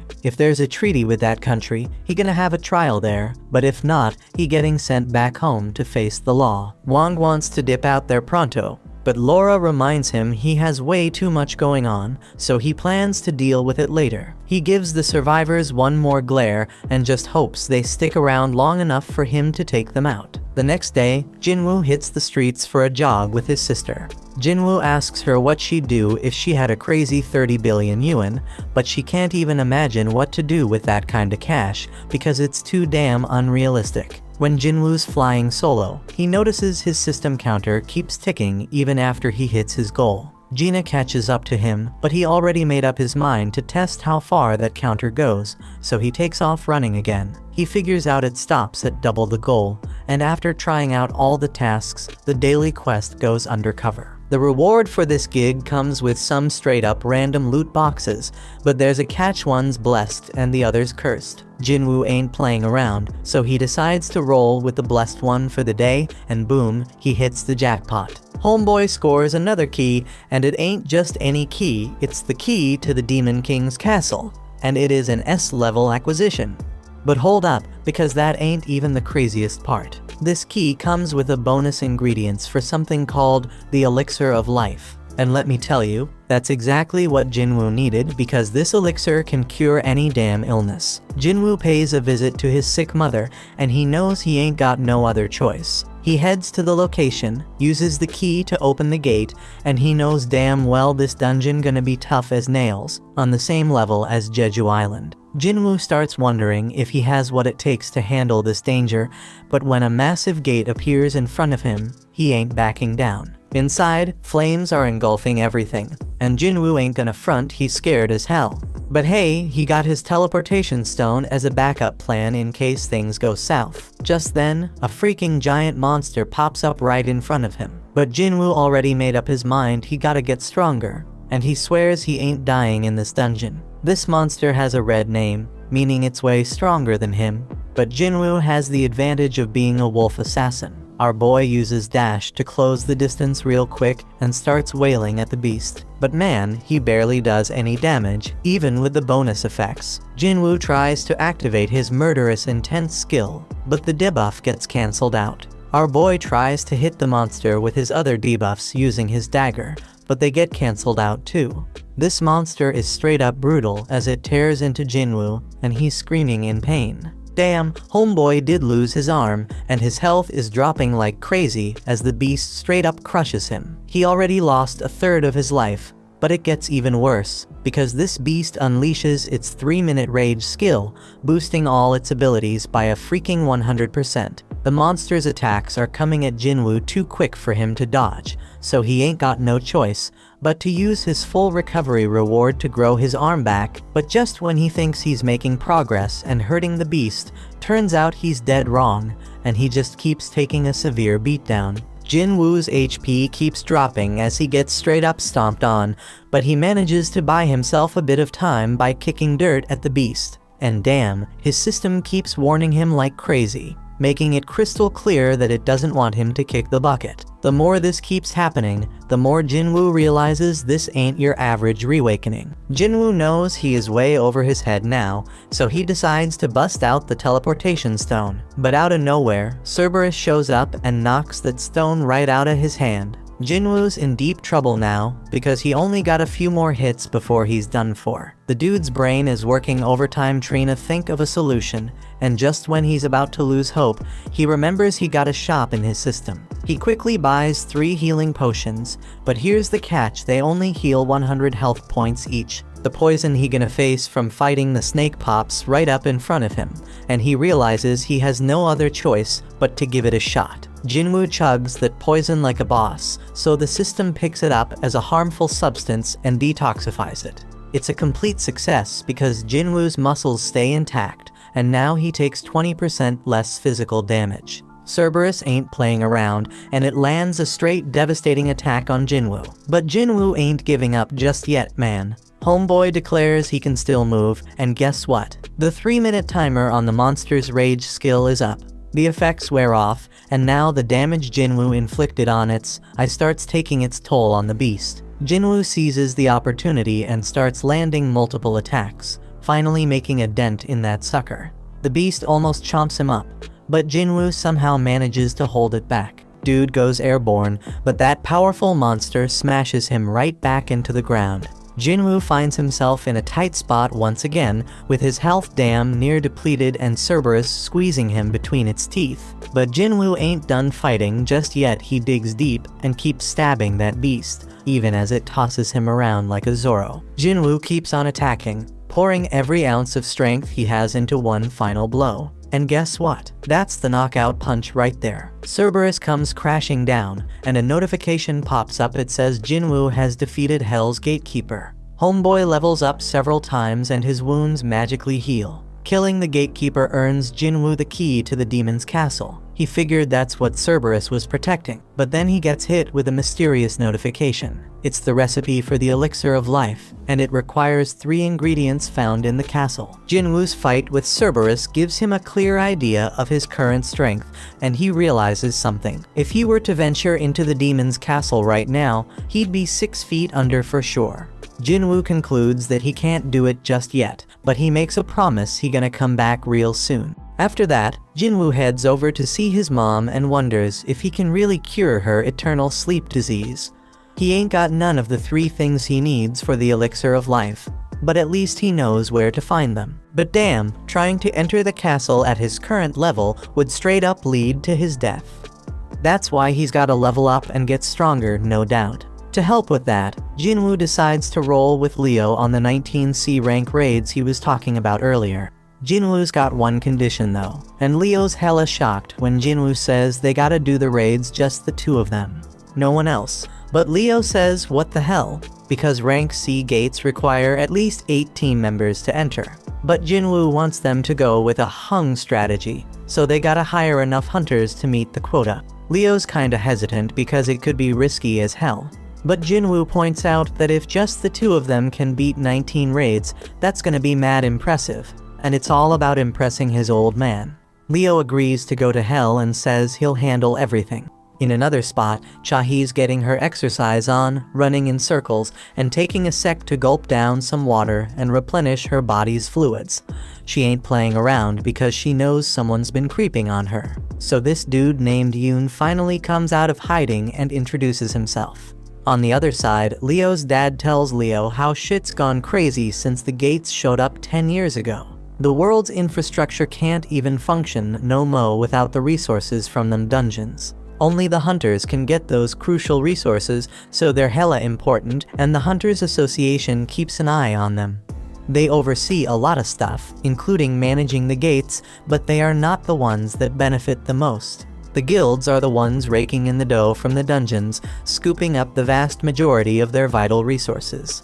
They are balling rich, man. We talking about the Hunter Guild, White Tiger Guild, Reaper Guild, Fame Guild, and Knights Guild, the top 5 guilds in the whole country. They got a monopoly on all the profits from their dungeons. But Leo's pops ain't having none of that. He ain't letting it go on like that. He knows they gotta establish their own guild to achieve his goal, straight up. Leo's thinking about how risky it would be to hire some unknown's rank to partner up with his bro. But if his pops picked him as the guild leader instead, that problem could be solved. Over at the park, Jinwoo's doing his own running. Homeboy notices that any extra exercise he does ain't getting counted anymore. That damn cursed loot box he was offered before ain't even an option now. So he pulls out a regular loot box, hoping to find something good, but all he gets is a bingo card. Not what he was hoping for, man. Time goes by and Jinwoo keeps training, but he realizes the 3 points he's getting ain't doing much anymore because he leveled up. Leo still gotta get his shit together before they can enter the C-rank dungeons,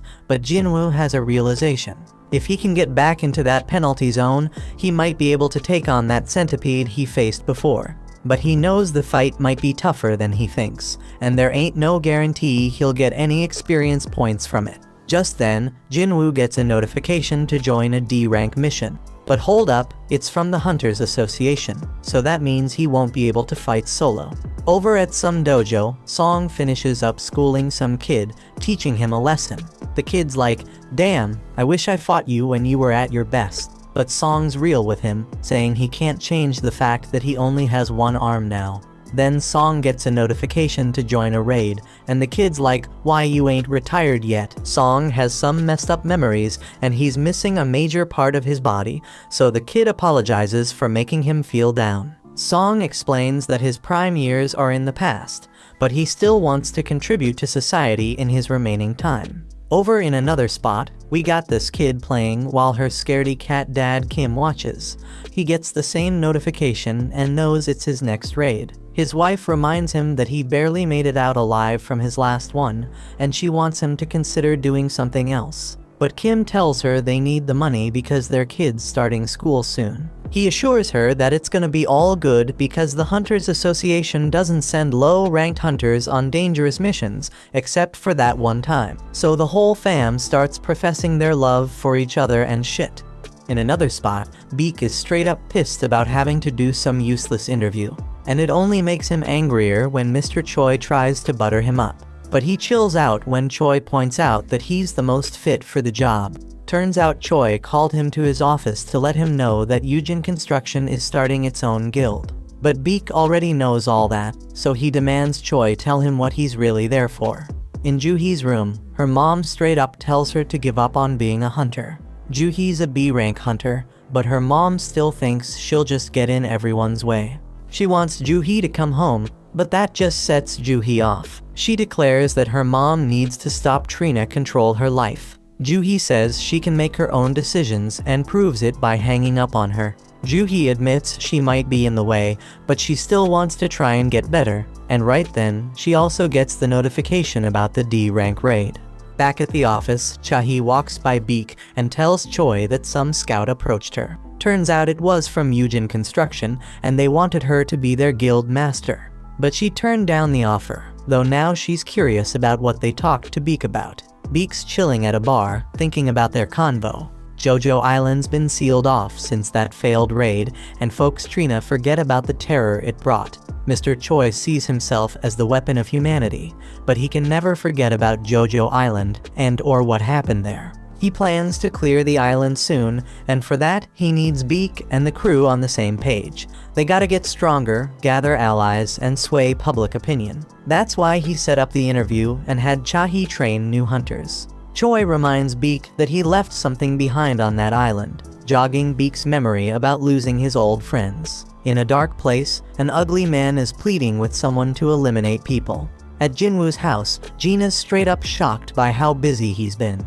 The old Jinwoo used to need weeks to recover after each gate, so she's wondering if all his training is paying off. Jinwoo casually dips out on a mission without taking his gear, and she's worried because he's acting like it's just a regular trip to the sea. In another spot, Song's thinking about how he's a swordsman, but his awakened ability ain't got nothing to do with physical power. All them years he spent training in martial arts don't mean jack inside a dungeon. His magic focus powers make his sword useless against them magical beasts.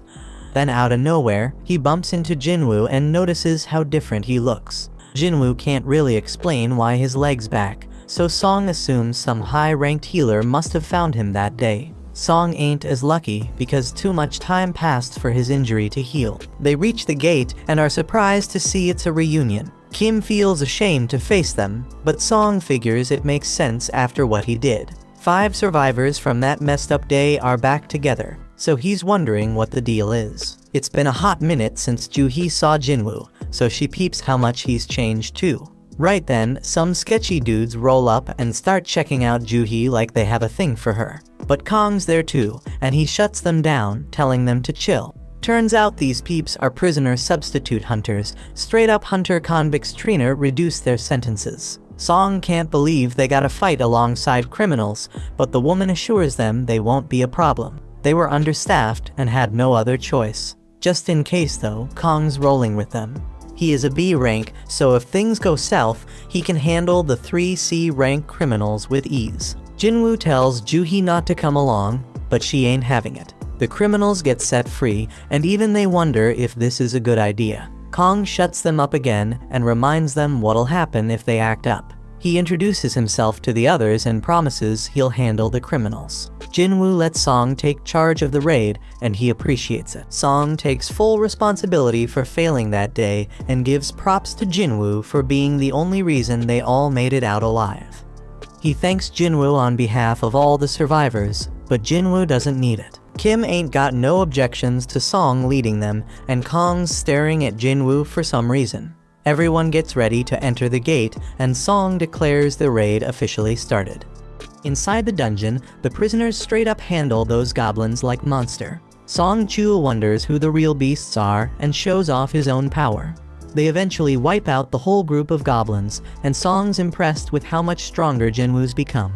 Even Juhee notices that Jinwoo ain't been hurt yet, and she hopes nobody ends up needing her healing skills. Song's still amazed because Jinwoo's aura is on a whole different level.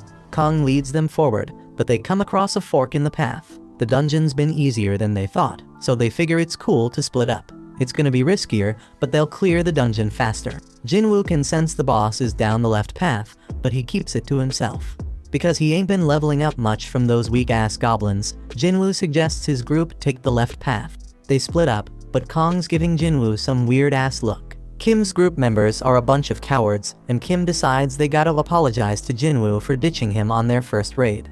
They know he probably won't accept the apology, but Kim's determined to try because he wants to keep being a hunter. Down the other path, the prisoners straight up wipe out another group of goblins with ease. Kong, being all weird, asks if they could do the same against humans, but they make it clear it wouldn't make a damn difference. Here's the backstory. Kong found out some dude's daughter got assaulted by 3 dudes. The poor girl ended up taking her own life, and this guy's furious because those 3 scumbags will be free in just a few years. To make matters worse, those assholes are hunters, and they get to join raids to reduce their sentences. That shit's unfair as hell because his daughter ain't never coming home. So the man brings 3 million yuan and offers it to Kong to take out those 3 prisoners. Kong's gone straight up bonkers now, and he spills the beans to the prisoners about what he's gonna tell the inspectors when he dips out of the dungeon. He's gonna say the prisoners got wiped out by a gang of 100 goblins.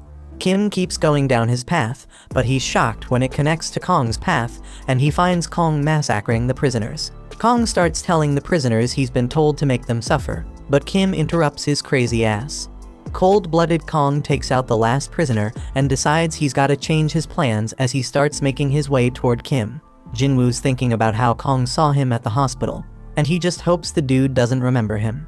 Just then, they hear screams, and they rush over to find the dead prisoners. Turns out Kang got eliminated too, and Jinwoo's shocked when he sees Kim in bad shape. Juhee works her healing magic on him, but Song can tell this ain't the doings of no magical beast. The weapon used was too damn sharp, and whoever used it purposely avoided finishing him off multiple times. Kim's given up on surviving, but Jinwoo reminds him he's got a family.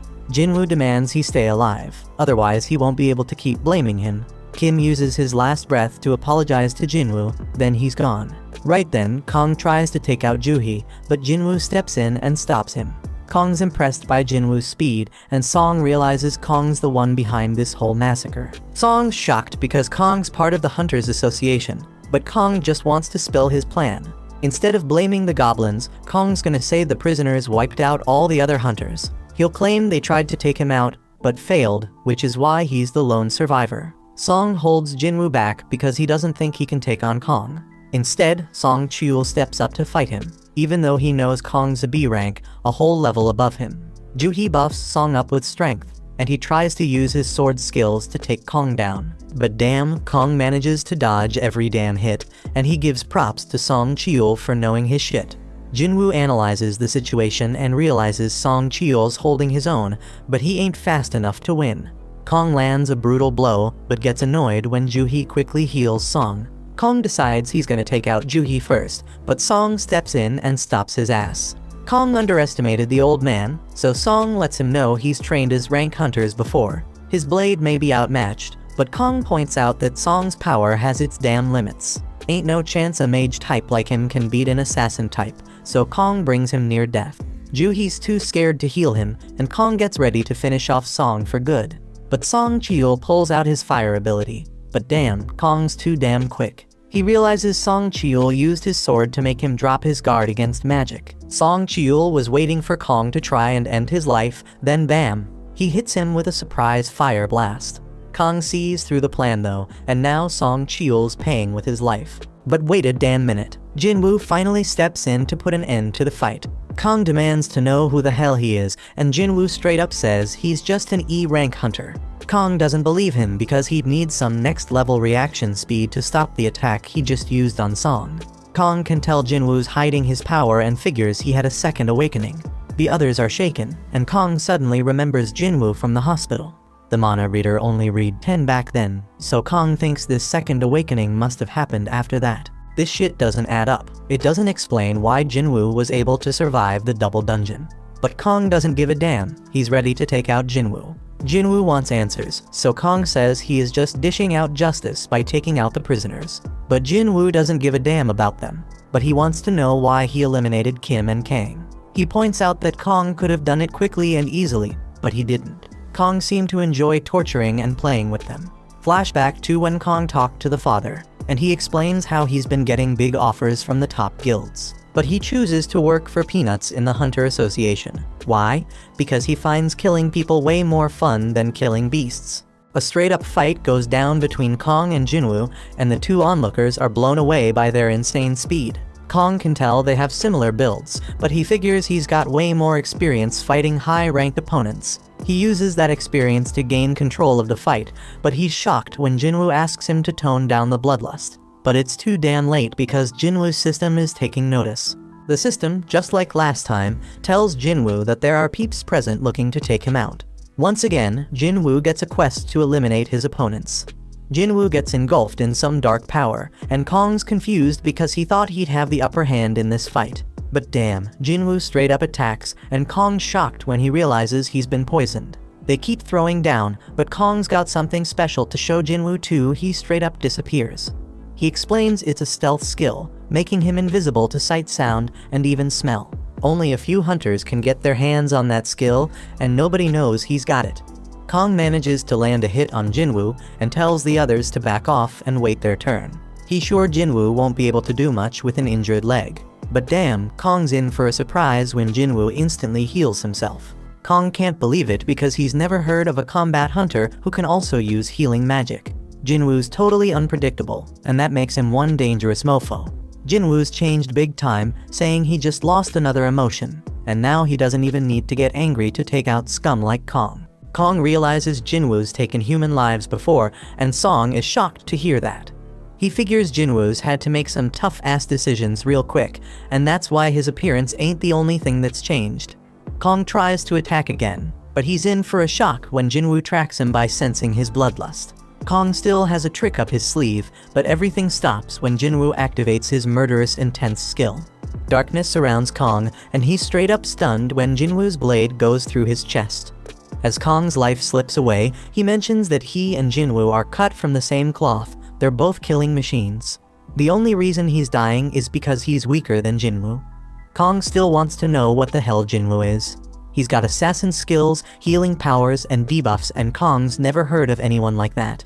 Jinwoo doesn't spill the beans, but Kong points out that Jinwoo was able to take him out, so his E-ranked act is over. Jinwoo decides to drop a little truth bomb and explains that he's someone who gets stronger with every damn fight. Kong can see that Jinwoo's gonna keep getting stronger and stronger, but he's got a warning for him: if he keeps chasing more and more power, that same power might end up taking control of him. Jinwoo completes his quest and gets rewarded. He's noticed that the stronger he gets, the more it feels like something inside him is falling apart. His friends thank him for saving their asses, but Jinwoo tells them to get the hell out of the dungeon. They're shocked because Jinwoo plans to clear the dungeon all by his lonesome, but they realize he's strong enough to pull it off. Outside, Woo's mind is blown when he learns Kong is secretly killing folks. He is shown the only survivors of the mission Kong was on, and he's straight up surprised to see that Jinwoo's one of them. He apologizes for what went down, but most importantly, he wants to know who took out Kong. Jinwoo realizes he can't keep his secret anymore, which means he gotta cancel his deal with Leo. Right before he spills the beans, Song straight up lies and claims he's the one who eliminated Kong. Song's just a C rank, so he explains he only won because he had a healer's help. Woo's skeptical because Kong's a top B rank hunter, but he buys Song's story. Just then, Jinwoo reminds himself that he cannot get overconfident. He couldn't tell before, but Woo's an A rank hunter. Jinwoo can sense his crazy-ass power now, and he knows he doesn't stand a chance against this dude in a fight with his current strength. Song determines that Jinwoo has a good reason for keeping a secret, so he tells Jinwoo that this is just him paying him back for what happened in the Devil Dungeon. That night, Juhee wonders if Jinwoo remembers the stone he gave her. Jinwoo and Juhee take a little stroll while chatting about how much Jinwoo's changed. Juhee's the total opposite because she ain't changed a bit, and she realizes she's too timid to be a hunter. She should really be joining them A rank raids, but she settles for the lowest rank ones instead. It ain't all that bad though, because it led her to meet Jinwoo, and she started healing him. The dude was always getting himself hurt, but she'll never forget how his eyes always had that determined look. Juhee gives back the crystal he gave her and spills that she's gonna retire. She's heading back to live with her folks, but they agree to hang out if they ever cross paths again. A look back shows that Woo was very skeptical of Jinwoo. He didn't believe some E rank like him could take down B rank Kong. Jinwoo was already found to not have had a reawakening, so we just let him be. But Woo did give him a warning though. Hun's brother Dongsu heard that Jinwoo and Leo were the only ones who survived after his brother got wiped out, so he might be coming after them. This shit's damn shocking because Dongsu's an S rank hunter. Dongsu probably doesn't give a damn about the facts, and is just pissed that Jinwoo made it while his brother didn't. Unfortunately for Jinwoo, the law can't do shit against S rank hunters, and they can bring either miracles or disasters. One of these monsters is after Jinwoo, so Woo suggests he gather his family and dip out of the country. But Jinwoo just sees this as another reason to get stronger, because if he doesn't, he ain't gonna survive. Jinwoo rolls up to meet Leo, but he's hella confused by what he sees. Leo explains that this is their strike team. He focused on finding people who have the skills to be hunters, but can't work for various reasons and are struggling to make ends meet.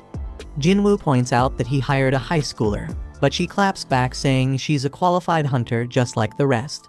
She does get a bit down when Jinwoo figures out she's an E rank with no raiding experience. But it doesn't really matter because Jinwoo lets them all know they'll be waiting outside while he and Leo handle everything. They're all getting paid 3 million yuan each, which is a sweet deal because they ain't gotta do shit. The only catch is they can't blab about it to anyone, or they gotta pay back 10 times what they got. Jinwoo got a stealth rune for taking down Kong, and he used it to learn stealth skills. Leo's all set to go, and Jinwoo's shocked to see he's rocking even more crazy expensive armor. Jinwoo straight up schools Leo on how dumb it is to rock that armor and demands he ditch it. But Jinwoo lets him keep the helmet at least, and they step into the portal. The other hunters think they're straight up insane for hitting up a C rank dungeon on their own, but they don't give a damn because the contract's already sealed. Jinwoo's sis wonders where her friend Songyi is, and turns out she's the high schooler on Jinwoo's strike team. The hunters chat about how a full strike team would take a solid 2 hours to finish this raid, so when they see Leo pop out of the portal, they assume they just bailed. But they're in for a shock because the damn gate closes right after they step out, meaning they cleared the dungeon. The hunters can't believe their eyes, but Jinwoo tells them to hustle because he's ready for another portal. Their goal is to hit up 3 raids in a single day, but the hunters are still dumbfounded they even finished one. In another raid, Jinwoo straight up wrecks a bunch of goblins, while Leo wraps up the mining. Jinwoo mops up the goblins and levels up. The next raid's a success too, and Jinwoo levels up even more. Days go by, and the two keep clearing dungeons on their own. They start facing tougher and tougher monsters, but Leo can see Jinwoo's getting hella stronger too. Jinwoo's stealth skill is hella handy, and his dash skill levels up. He gains a couple more skills and finds out they're straight up powerful when he uses them on a wolf. Jinwoo's got a bunch of new skills now, but his mana ain't enough to use them for long. He chugs a potion for that and decides he's gonna focus on boosting his intellectual abilities moving forward. He also decides against heading back to the Demon Castle right now, because he considers himself somewhere between a B rank and a rank hunter. Just then, the system reveals that he has reached the required level for a job change quest. Somewhere else, the boss of another guild named On gets word that there's a strike team splurging double the market rate to snag some C-rank gates. Their leader's this rich kid Leo, but their team seems like a random mix. On recognizes the name Jinwoo from the double dungeon incident, and he gets this feeling that something interesting is going down. Meanwhile, Jinwoo and Leo come out another portal victorious. Jinwoo wonders if Songyi has some eye problem, but she says it's nothing. Back with On, his assistant is straight up shocked when he hears On thinking that Jinwoo's had a reawakening. Jinwoo managed to survive 3 major disasters, and every time, there was a damn high body count, but he always made it out alive. Reawakening's the only explanation, so On heads out to scout this promising rookie. On rolls up at Jinwoo's portal, but he's hella shocked because it looks like they're having some sort of picnic. Songyi explains the area's off limits and makes it clear she's a hunter. She admits she's part of the strike team, and On's mind is blown when he realizes Jinwoo straight up left the whole crew behind to enter the dungeon solo. On thinks Jinwoo could be his biggest discovery yet, but he surprisingly just leaves. The dudes step out the gate, and Jinwoo spills to Leo that he's swamped tomorrow and can't make it for any raids, so they hold off on a few. Then we get a glimpse of this super weird scene, and Mr. Choi wakes up from that nightmare. He peeps at some paperwork and figures out it's almost time for the recon mission on Jojo Island. Jinwoo wraps up his day of raiding, and On introduces himself as the manager of the White Tigers Guild. The White Tigers Guild is one of the top guilds in the country, always hunting for new talent.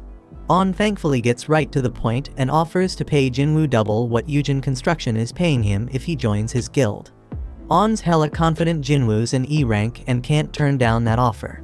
But he's in for a surprise when Jinwoo wants to know the worth of the White Tigers Guild headquarters.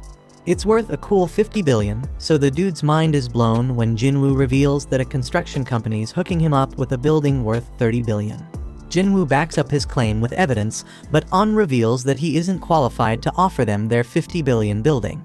Jinwoo loses interest and bounces, but he's curious how On got wind of him.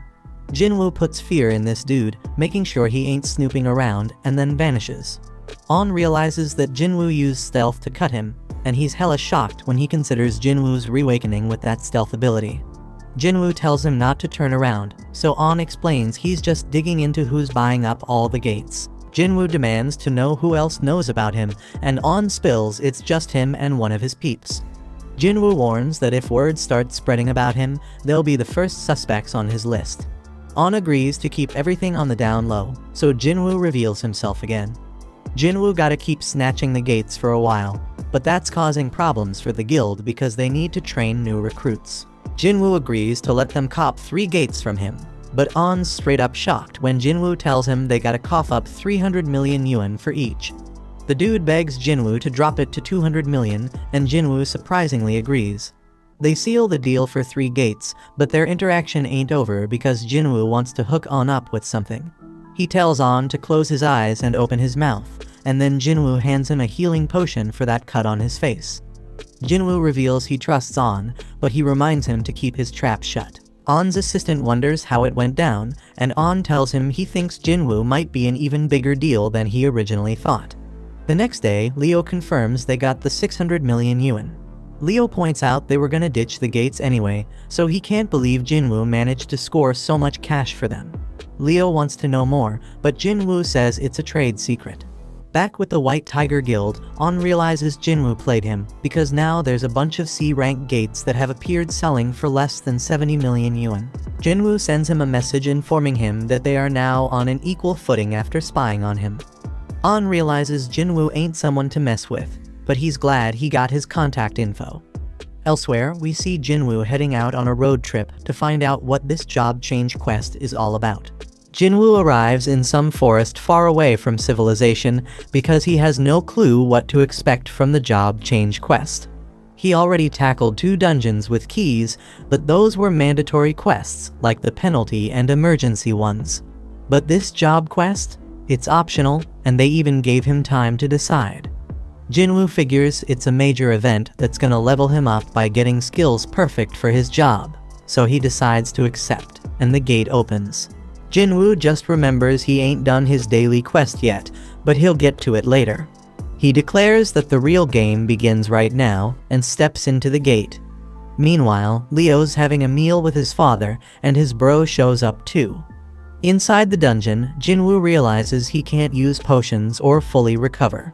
He won't be able to leave until the quest is complete either, so he will have to be very careful.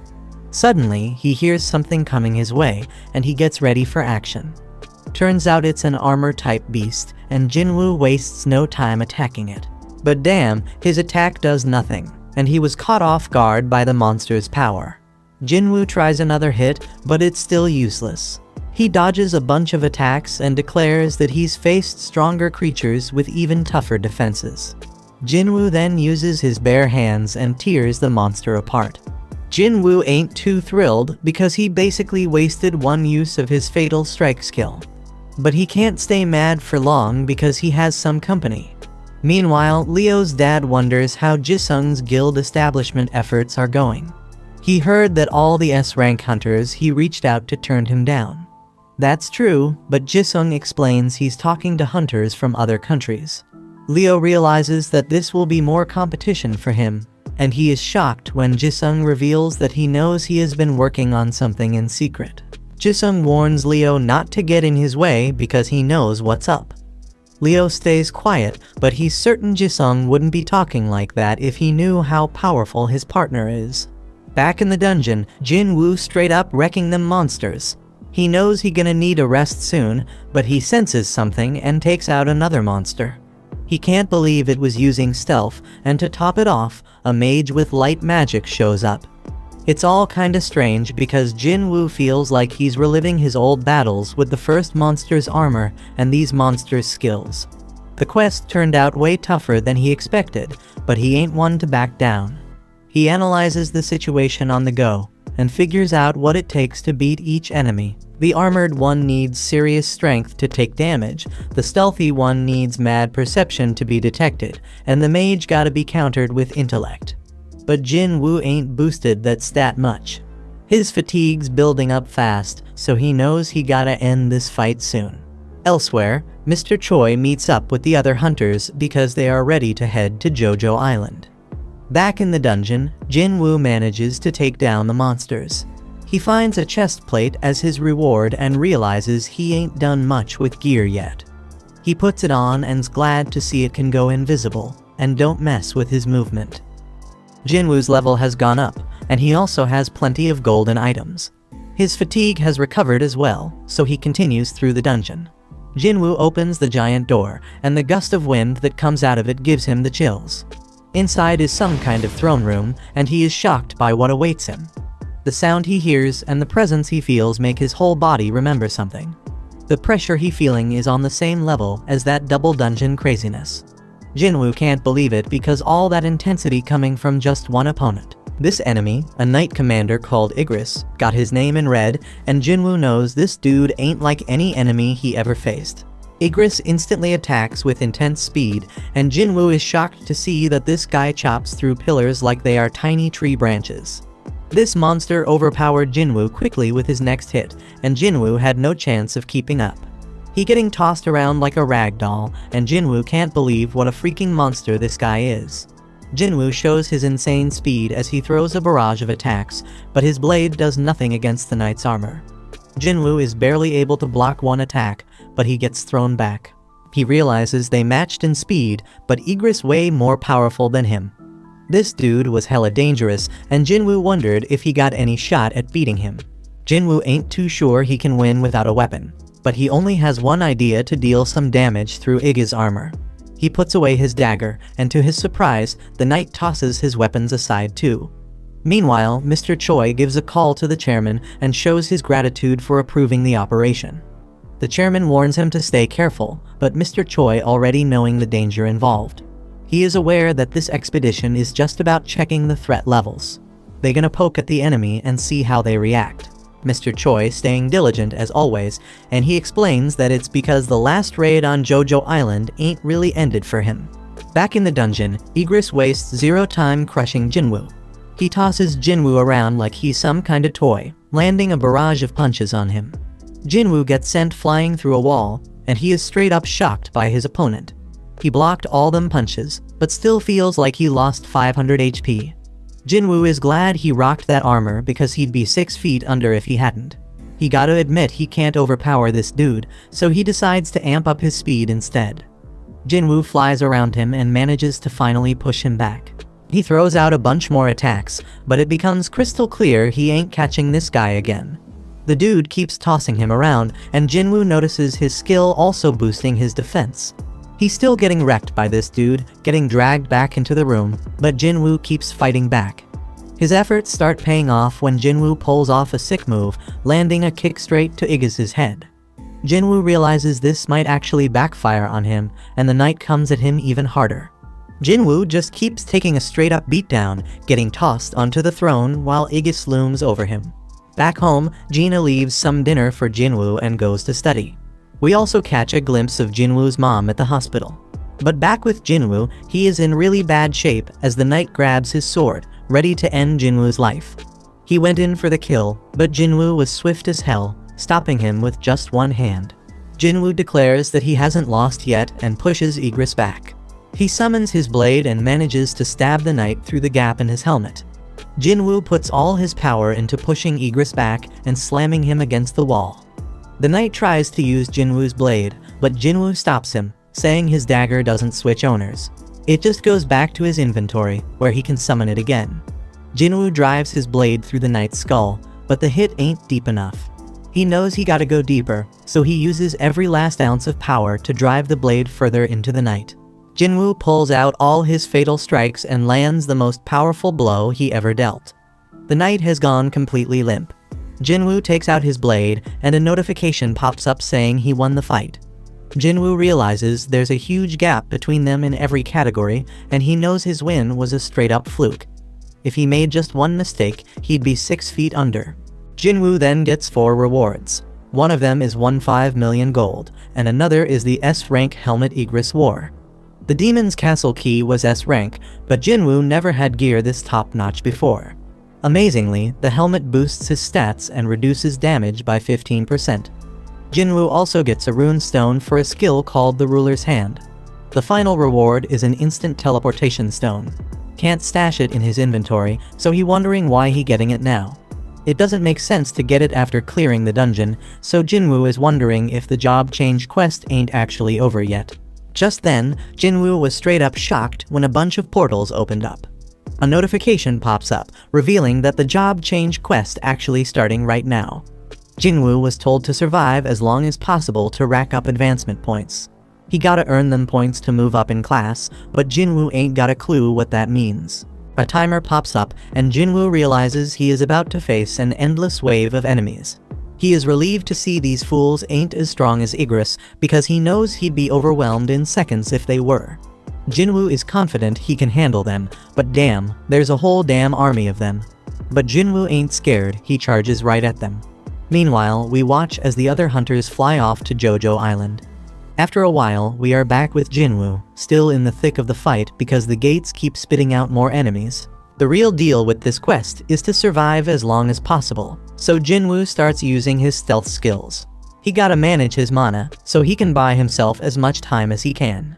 Jinwoo's plan is completely ruined though, when a mage breaks his stealth. He right back to throwing fists, but now it's even worse because he can't use stealth or murderous intent no more.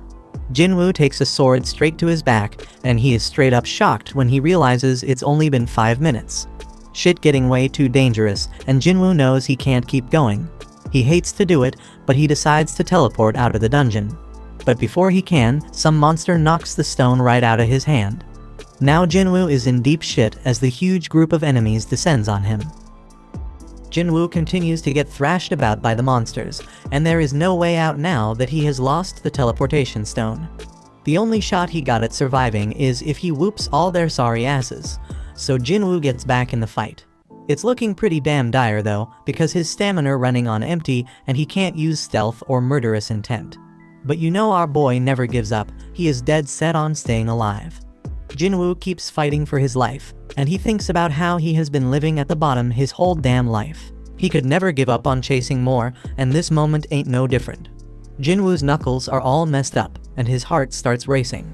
Just then, the monsters start talking. The voices saying Jinwoo got the nickname of the weakest hunter in mankind. They mocked him because he had to go to the hospital after going through a rank gate. Just then, the imaginary Song Cheol and Juhee show up, and they tell Jinwoo to stop forcing himself to fight. After that, Jinwoo's younger self appears and says he come a long way already, so that should be enough. His old self can't even recognize the new Jinwoo because he is taller and in a way better shape. But he explains that the changes are only on the surface. Deep down, Jinwoo is still weak, and he is about to die again. The old Jinwoo says Jinwoo always gonna be E-rank hunter, a dreamer who never learned his place in the world. Jinwoo dodges some attacks, but he can't keep it up because he getting crushed. Young Jinwoo tells him he getting what he deserves for thinking he was ready for this kind of fight. Them words start making Jinwoo wonder if he really ain't changed at all. Just then, a notification reveals that the time is up on his daily quest, and he will have to be penalized for not completing it. Lucky for him, that means he gonna be taken to the penalty area. Jinwoo finally got it. Luck is a skill factor, and young Jinwoo figured whoever was behind all this didn't want him dead just yet. He says his goodbyes and Jinwoo gets transported to the penalty zone. When he gets there, he feels grateful because this penalty actually saved his life. Jinwoo wondered though if it was really just luck or if the system keeping him alive. He decides not to overthink it and pops some potions to recover his stamina. Damn unfortunate though, because a notification saying if he too messed up, potions won't heal his HP. He gotta either wait and heal naturally or level up to get restored. Just then, a whole bunch of the monsters from earlier show up, and Jinwoo saying as long as he doesn't die, any pain he feels just gonna make him stronger. Back at home, Gina notices Jinwoo ain't come back and wonders if he got himself a girl.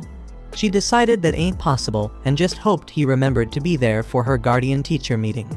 Back with Jinwoo, he has defeated the monsters he was once terrified of and has recovered his health from leveling up.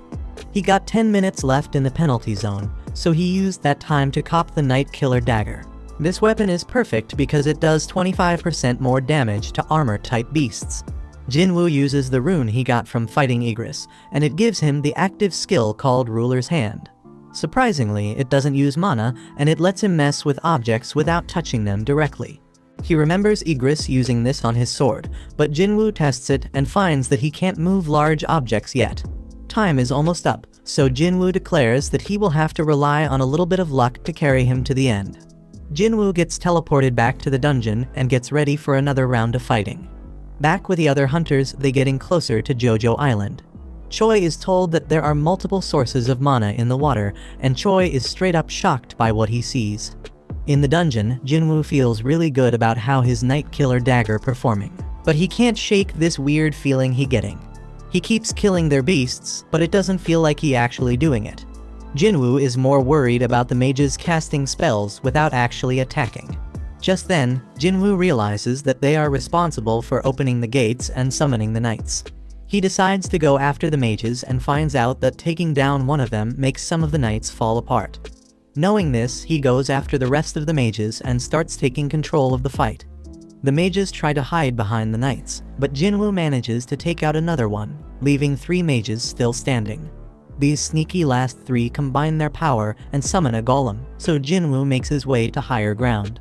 He can disable it for a moment and think about how them dumb mages probably thought one strong monster was better than a bunch of small ones. Jinwoo points out that this is wrong though, since having fewer targets makes it easier to go after the mages. Jinwoo finally manages to wipe out all the mages, but the golem is still standing. Our hero Jinwoo got so damn strong that he straight up used brute force to destroy that golem. With that, all the monsters get defeated, and a notification pops up saying he finished the job change quest. Now he can switch to a more advanced class with the points he earned based on how he performed during the quest. But turns out he doesn't get to choose because more notifications start popping up with a bunch of messages. They talk about whatever path the player takes. It is full of dead bodies and the smell of blood. They say the player craves immense power and makes their own damn way without relying on others. The messages mention how a shadow army gonna follow the player's orders, and Jinwoo is straight up shocked when he sees his new job class gonna be a necromancer. This shit doesn't make any sense to him at all, because he ain't put anything into his intellect stat. Necromancers are usually magic-type classes summoning undead monsters as servants. Jinwoo though, he built like an assassin. His main thing is strength, and all his skills match that fighting style. If he ends up with a class like Necromancer, then all the work he put into his current build gonna be wasted.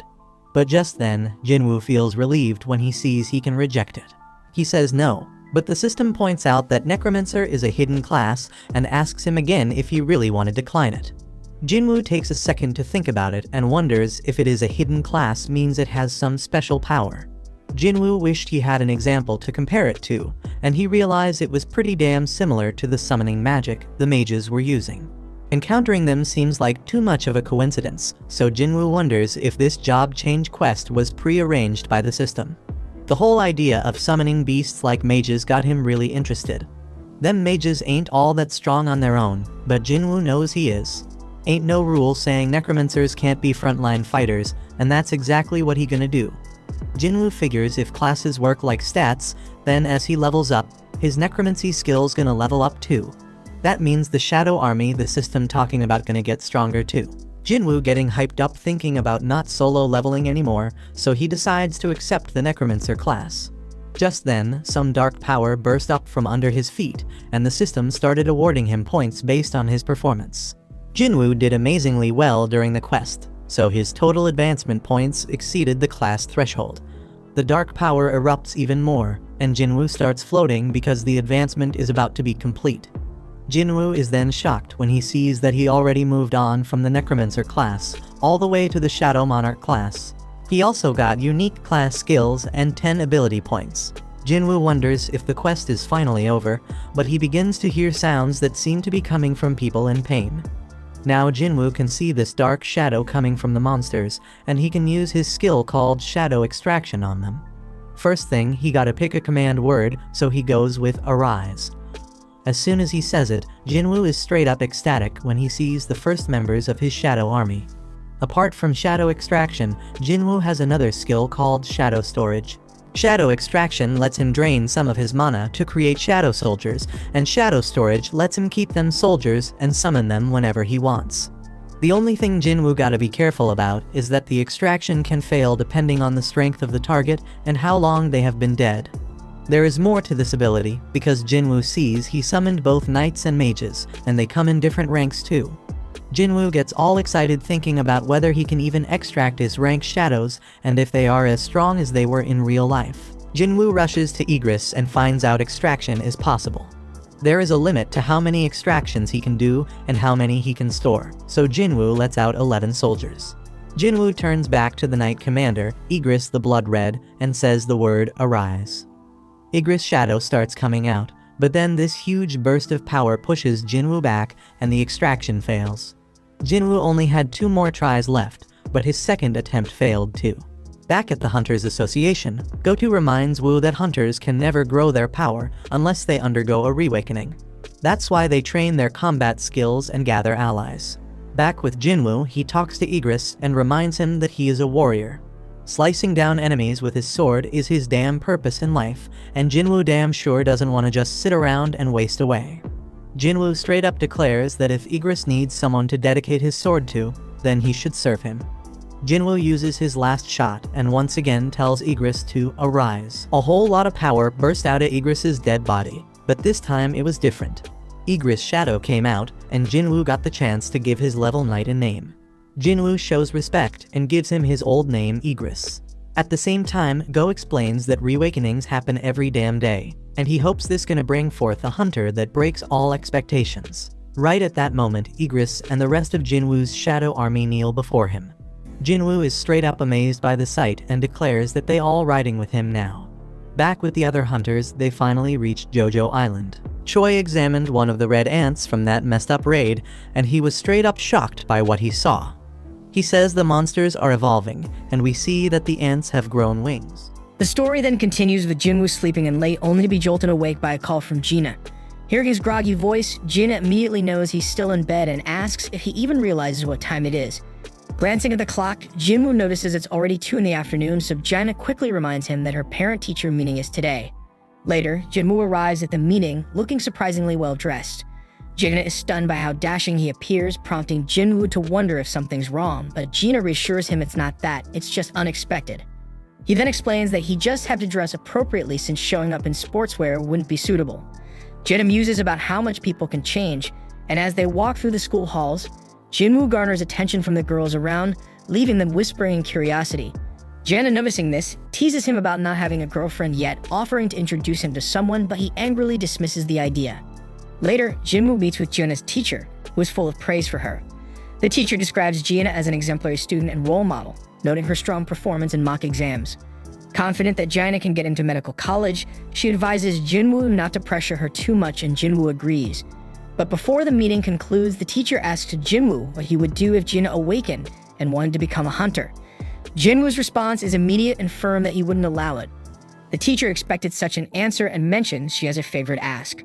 The story then transitions to Jinwoo meeting Song-yi, who is surprised to see him. Jinwoo reveals he is Jina's brother, and Song-yi quickly pieces together that the teacher must have sent him to convince her to quit being a hunter. She defiantly refuses, saying she won't quit or return to school. Jinwoo points out that as an E-rank hunter, she won't have many opportunities to earn money. And while she may have made good money as part of his assault team, that was an exception. Song-yi frustratedly tells him to leave if all he plans to do is lecture her. And she even throws his rank back at him, reminding him he's also E-rank. Jinwoo then calmly states that he's not here to lecture or convince her to quit. Instead, he asks her to follow him. Elsewhere, Jinchul greets Dong-soo upon his arrival in Japan, surprising Dong-soo with a personal reception. Dong-soo sarcastically notes that the chief of the Hunter Association himself has come to welcome him. But Jinchul wastes no time and directly asks how long Dong-soo plans to stay. Dong-soo reassures him not to worry, as he won't be around for long. Jinchul, however, is skeptical, noting that Dong-soo has returned to the very country he betrayed, ostensibly just to meet two specific individuals. Dong-soo smirks, confident that Jinchul knows the truth. His visit isn't just to see them. And he eerily suggests the surveillance team should turn a blind eye to whatever happens to those two in a dungeon, revealing his intent to eliminate Jinwoo first and then Leo. And he confidently remarks that Jinchul's abilities won't be enough to stop him, and Jinchul simply responds that he is just doing his duty. Elsewhere, we see some monsters being unloaded from the chopper that Guildmaster Choi and the others took from near Jojo Island, and then Choi briefs the chairman of the Hunter Association on the situation. He explains that the monsters have been attempting to cross the sea to reach the mainland but couldn't sustain flight and fell into the water. Choi then warns that if left unchecked, these creatures might one day succeed in crossing over, but Gunny promises to do whatever it takes to prevent that from happening. The scene then cuts to Jinwoo, who meets up with Sang. Sang, surprised by the unexpected call, comments on how rare it is to hear from Jinwoo and notices Song-yi is with him. Jinwoo then apologizes for the sudden request, but Sang assures him it's fine, though he's curious about Jinwoo's interest in observing their training. Sang then points to a nearby gate, explaining that it's a level C gate that just appeared recently. As they talk, an impatient man interrupts, grumbling that they should start the raid already since this isn't a picnic. Jinwoo glances at him curiously, and Sang introduces him as Kim Chul, an A-rank hunter with the role of a tanker.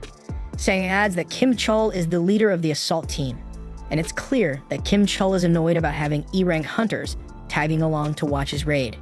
Kim Chul's displeasure is obvious, and Sang tries to smooth things over by explaining the team composition to Jinwoo. The raid consists of 1 rank A hunter, 5 rank Bs, and 2 rank Cs, making a total of 10 people, including Jinwoo and Song-yi. Jinwoo isn't thrilled about the large group since his main purpose was to show Song-yi the harsh realities of dungeon raids, but with so many participants it might dilute the experience. Sang's assistant then advises Jinwoo to stay on the sidelines and let the newcomers gain practical experience, and Jinwoo agrees. The team then enters the gate, but Jinwoo immediately senses something off, and he notices the gate behind him behaving strangely as it begins to glow red. He then realizes what's happening and tries to escape, managing to squeeze his head out to warn Sang to contact the assault team. But then the gate pulls him back inside again. Sang then quickly contacts Baek, informing him of the red gate, and Baek immediately sets out to assist. Inside, Jinwoo and the team find themselves in an endless snowfield, stunned to discover that the gate has completely vanished, so panic sets in as they wonder how they'll escape. Kim Chul then steps forward and explains that they're trapped inside a red gate. Song-yi confusedly asks what that means, so Jinwoo calmly explains that unlike normal gates, a red gate is a dungeon where all contact with the outside world is lost upon entry, and to escape they must either defeat the boss or wait for the dungeon to collapse, and adds that the outside world cannot interfere, and the dungeon will be crawling with dangerous magical beasts. Suddenly, arrows rain down on the group. 1 hunter is killed instantly, but Jinwoo quickly catches the second arrow that is aimed at Song-yi and shields her from harm. The girl is stunned by his reflexes, and the team realizes they are surrounded by ice elves. Jinwoo then notes that their distance had masked their presence, and he sees they targeted the group's weakest members. And he acknowledges that if this had happened 2 months ago, he wouldn't have survived. The Ice Elves then retreat, leaving Song-yi confused, so Jinwoo explains that Ice Elves are ruthless predators known as Ice Slayers among hunters, feared for their brutal efficiency. Kim Chol then takes charge, announcing that no help will be coming in this place and insists they follow his commands if they want to survive.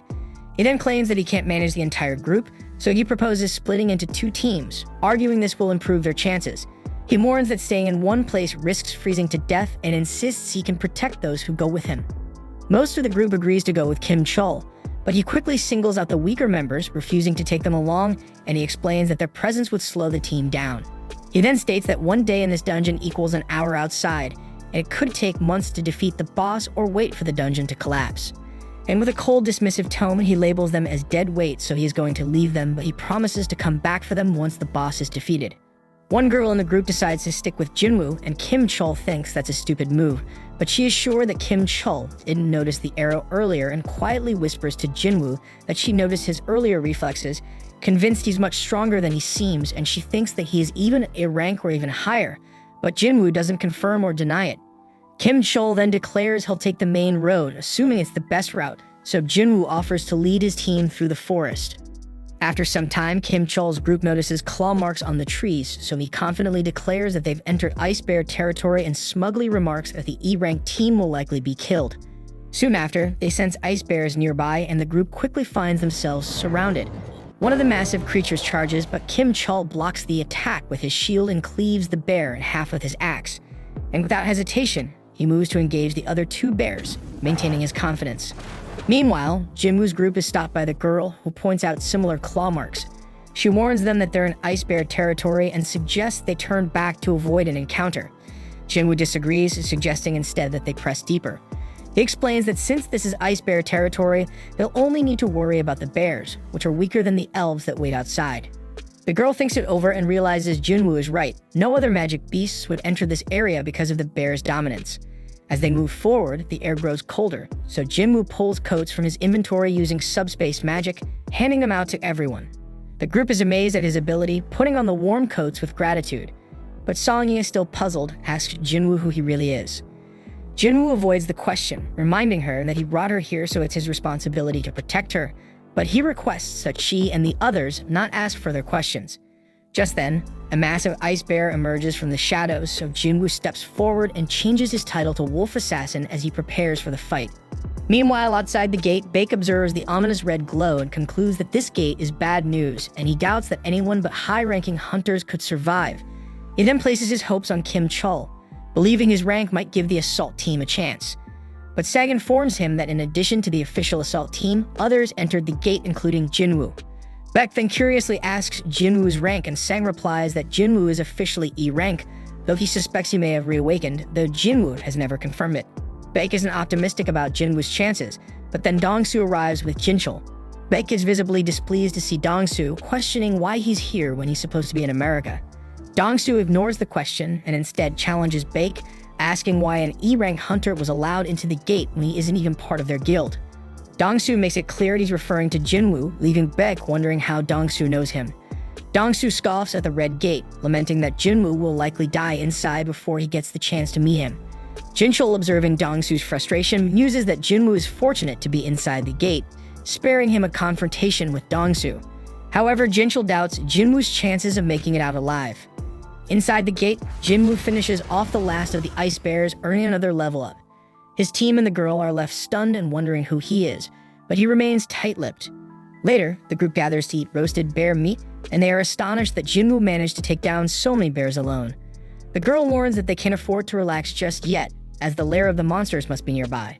Song-yi, on the other hand, is baffled by Jinwoo's behavior, questioning why Jinwoo has gone out for exercise after dinner, even though he just fought such an intense battle.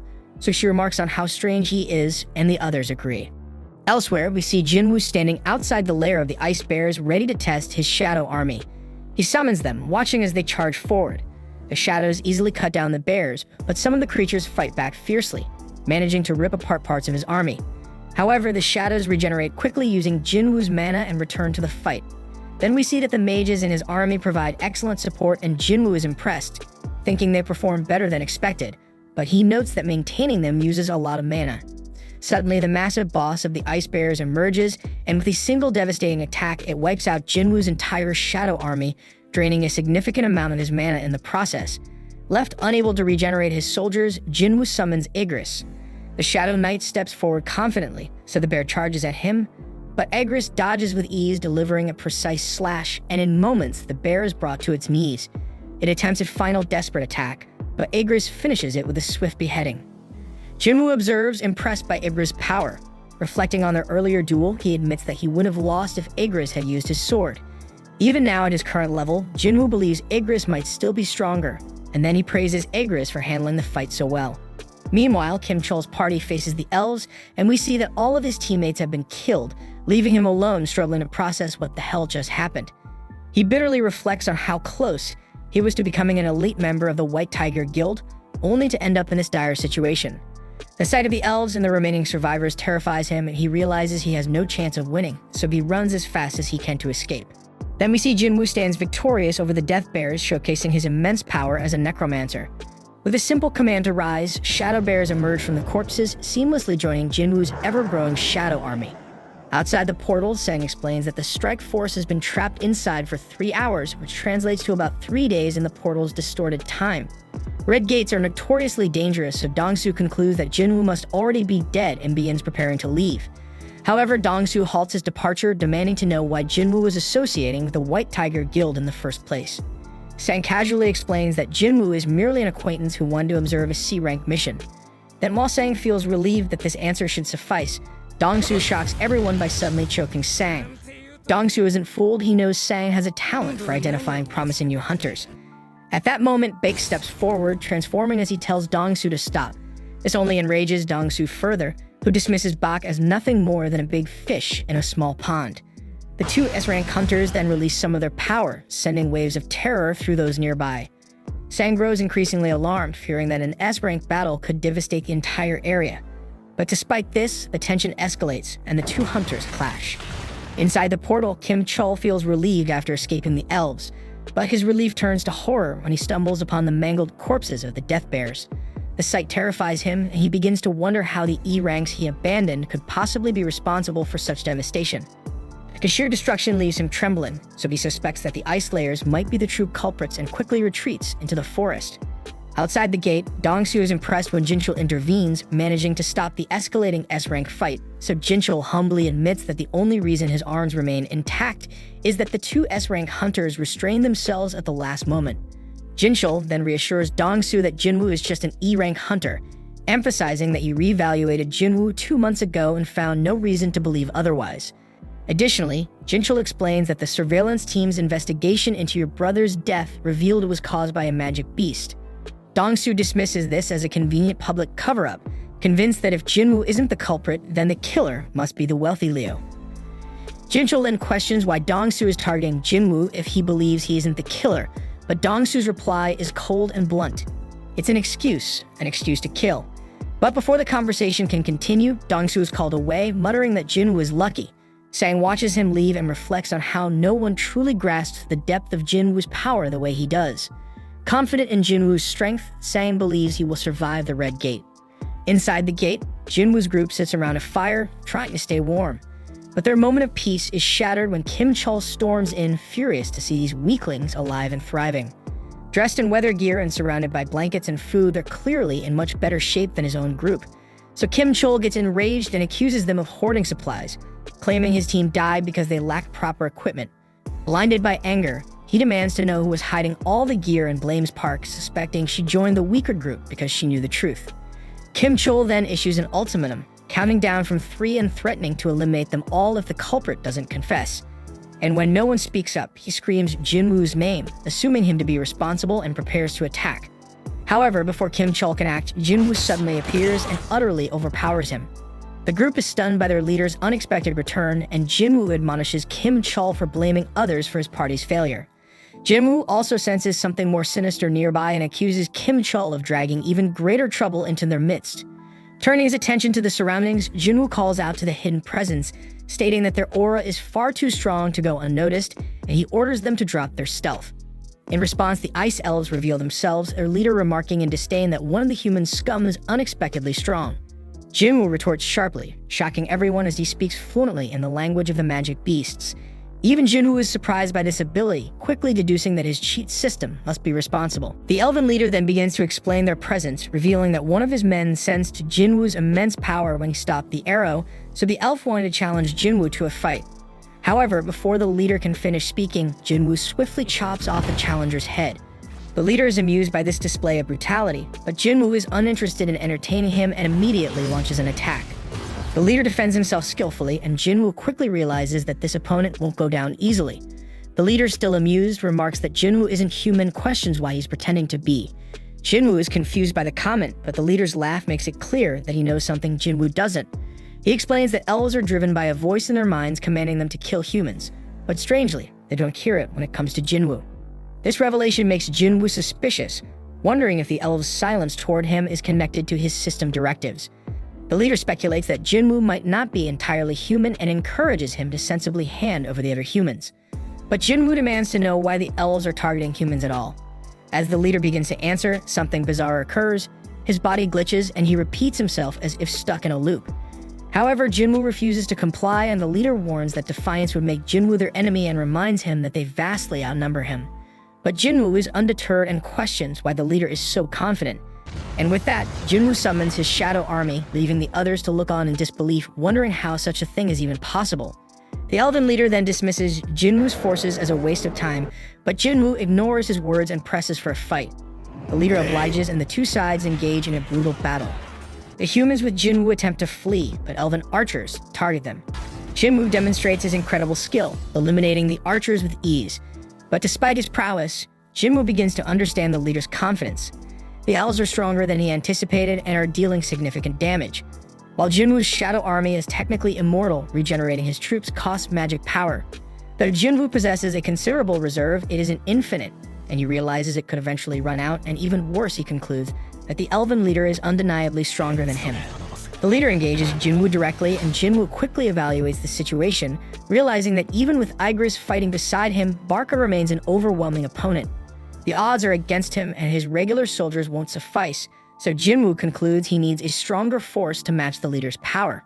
The leader then formally introduces himself as Barca, and Jinwoo returns the gesture. The two warriors charge at each other with ferocity, and Barca immediately displays his dominance. However, he's momentarily stunned when Jinwoo teleports his blade to his opposite hand mid-attack. Their exchange continues with narrow misses on both sides, but Jinwoo eventually gets pushed back.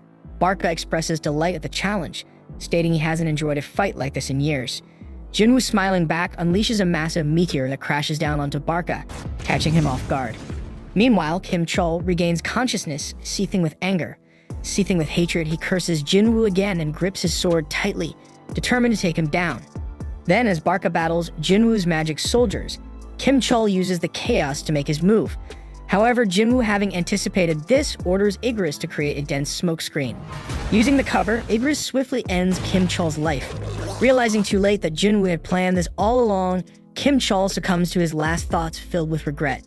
With Kim Chol's defeat, Jinwoo commands him to rise, and a radiant light erupts from his body as he is reborn as a shadow soldier. Barca, still charging at Jinwoo, mocks the notion that hiding will save him. But his confidence is shaken when a towering new shadow soldier emerges to confront him, forcing Barca to retreat momentarily. Jinwoo then names his newest member Iron, and the resurrected Kim Chol lets out a deafening scream. Barca assesses Iron, quickly noting after a few seconds of battle that the soldier lacks agility, but possesses immense durability. Nearby, Songyi watches in disbelief, wondering if all hunter battles are this intense. Her companions assure her that this battle is far beyond anything they've seen before.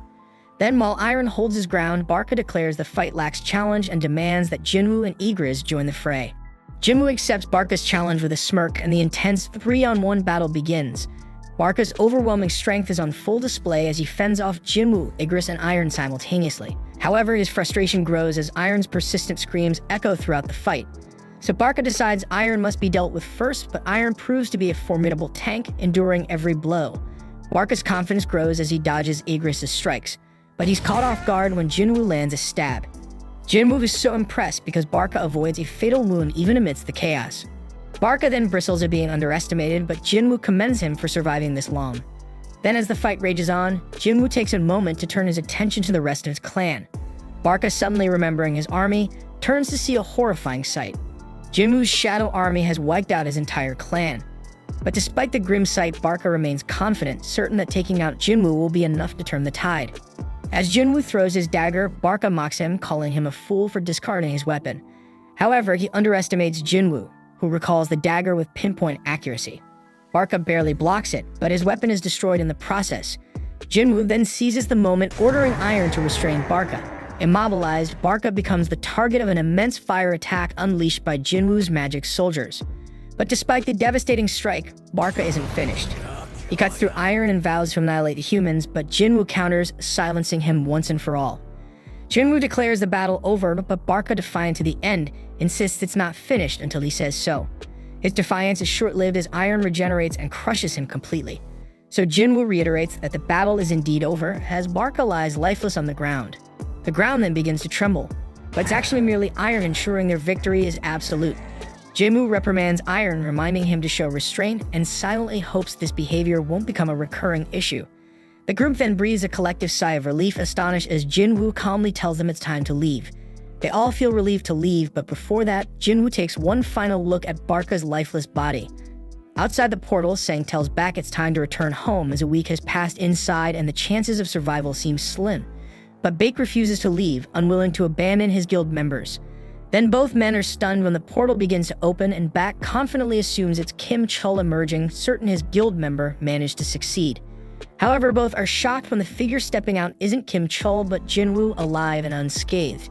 Sang's confidence proves correct and Jinwoo stands as the undeniable victor. The gate then closes and Baek is left wondering about Kim Chul's fate, and when he learns that only the low-ranked hunter survived, he is horrified and deeply curious about what transpired inside. Baek then approaches Jinwoo for answers, but Jinwoo, visibly exhausted, tells him to direct his questions to someone in his guild. Baek is taken aback, interpreting this as defiance, and he is stunned by the audacity.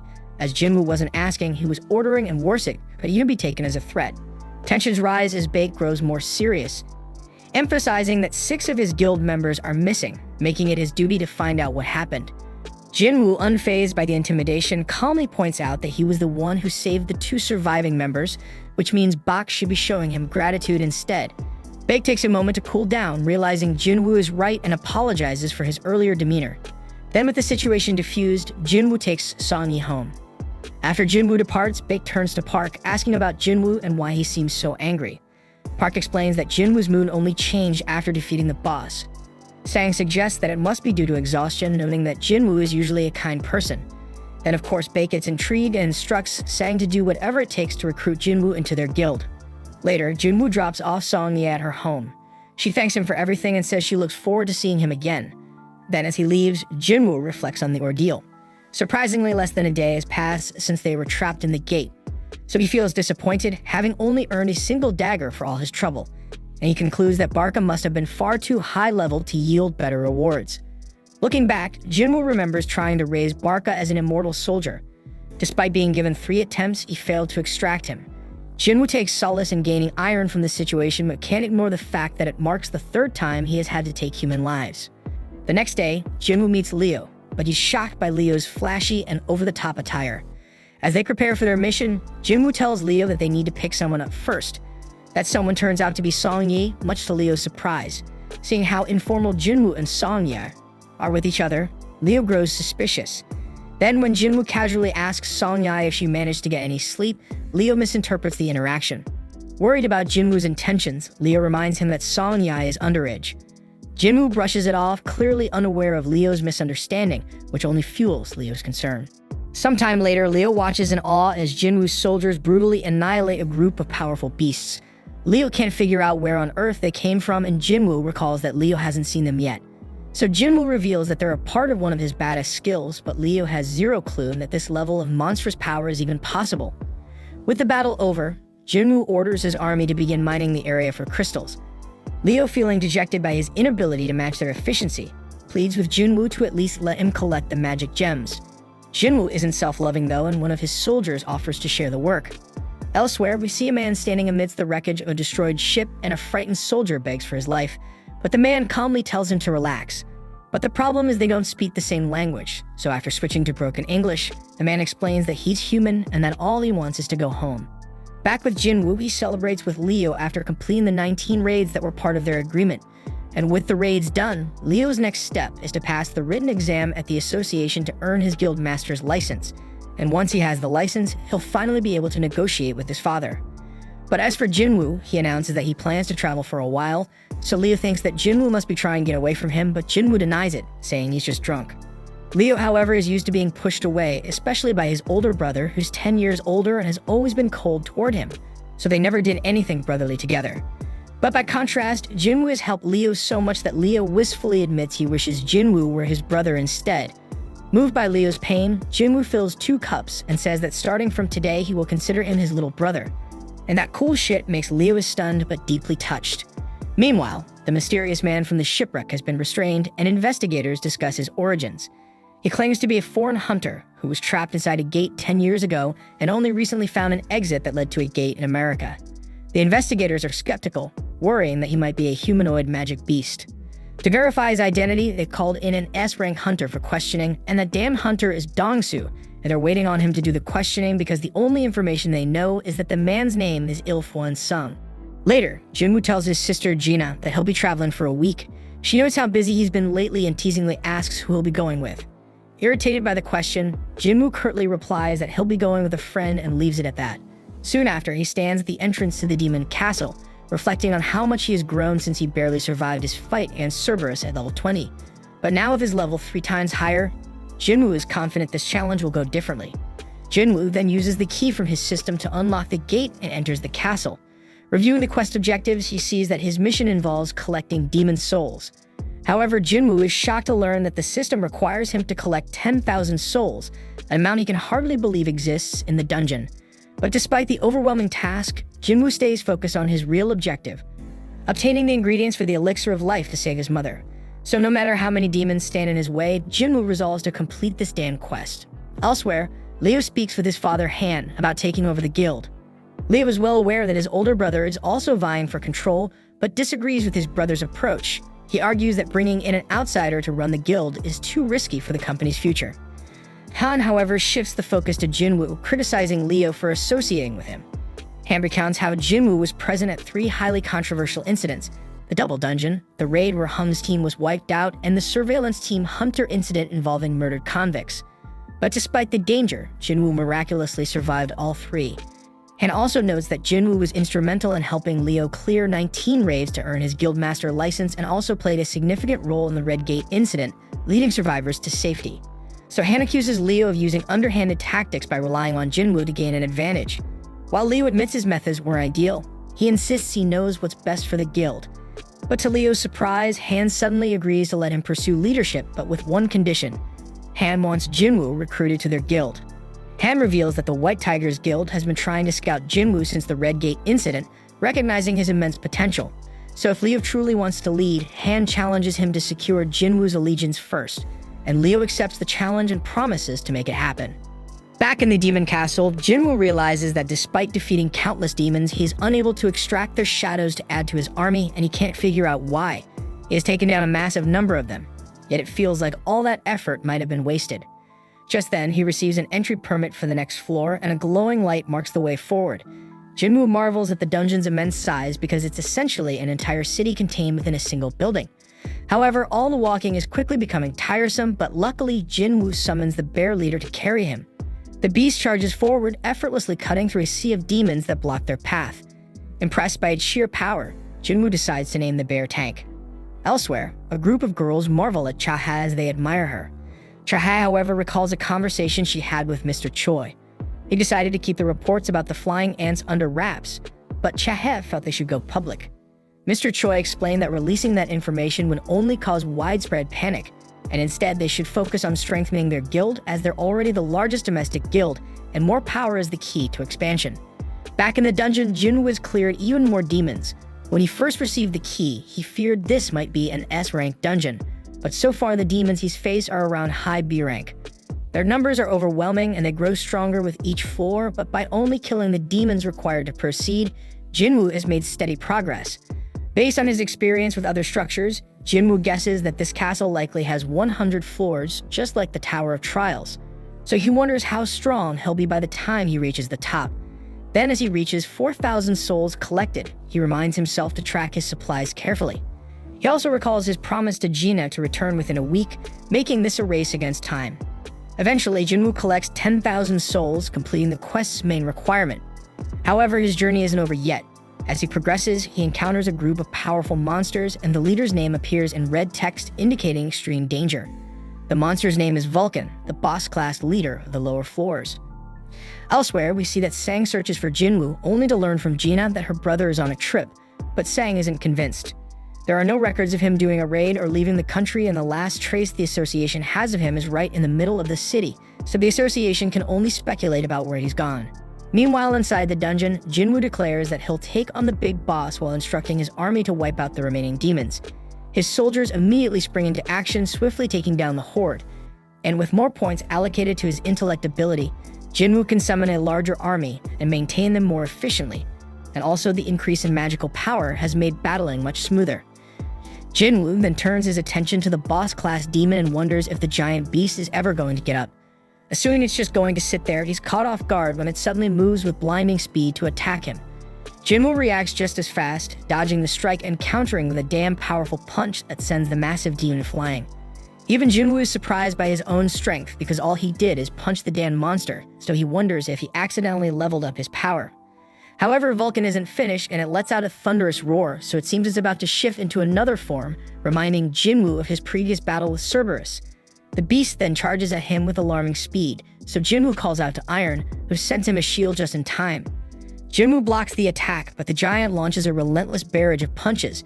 Jinwoo is stunned by how something so enormous can move so quickly. As the attacks continue, he manages to find an opening and moves behind the beast, only to discover that it can anticipate his movements. Vulcan is an absolute monster, and the only vulnerable-looking spot that Jinwoo can identify is his little head. Jinwoo then begins running, formulating a strategy to limit the beast's mobility. Spotting the perfect building nearby, he sprints toward it. Vulcan, too focused on chasing Jinwoo, crashes straight into the structure. And with the beast momentarily immobilized, Jinwoo summons his weapon, and in one decisive strike, he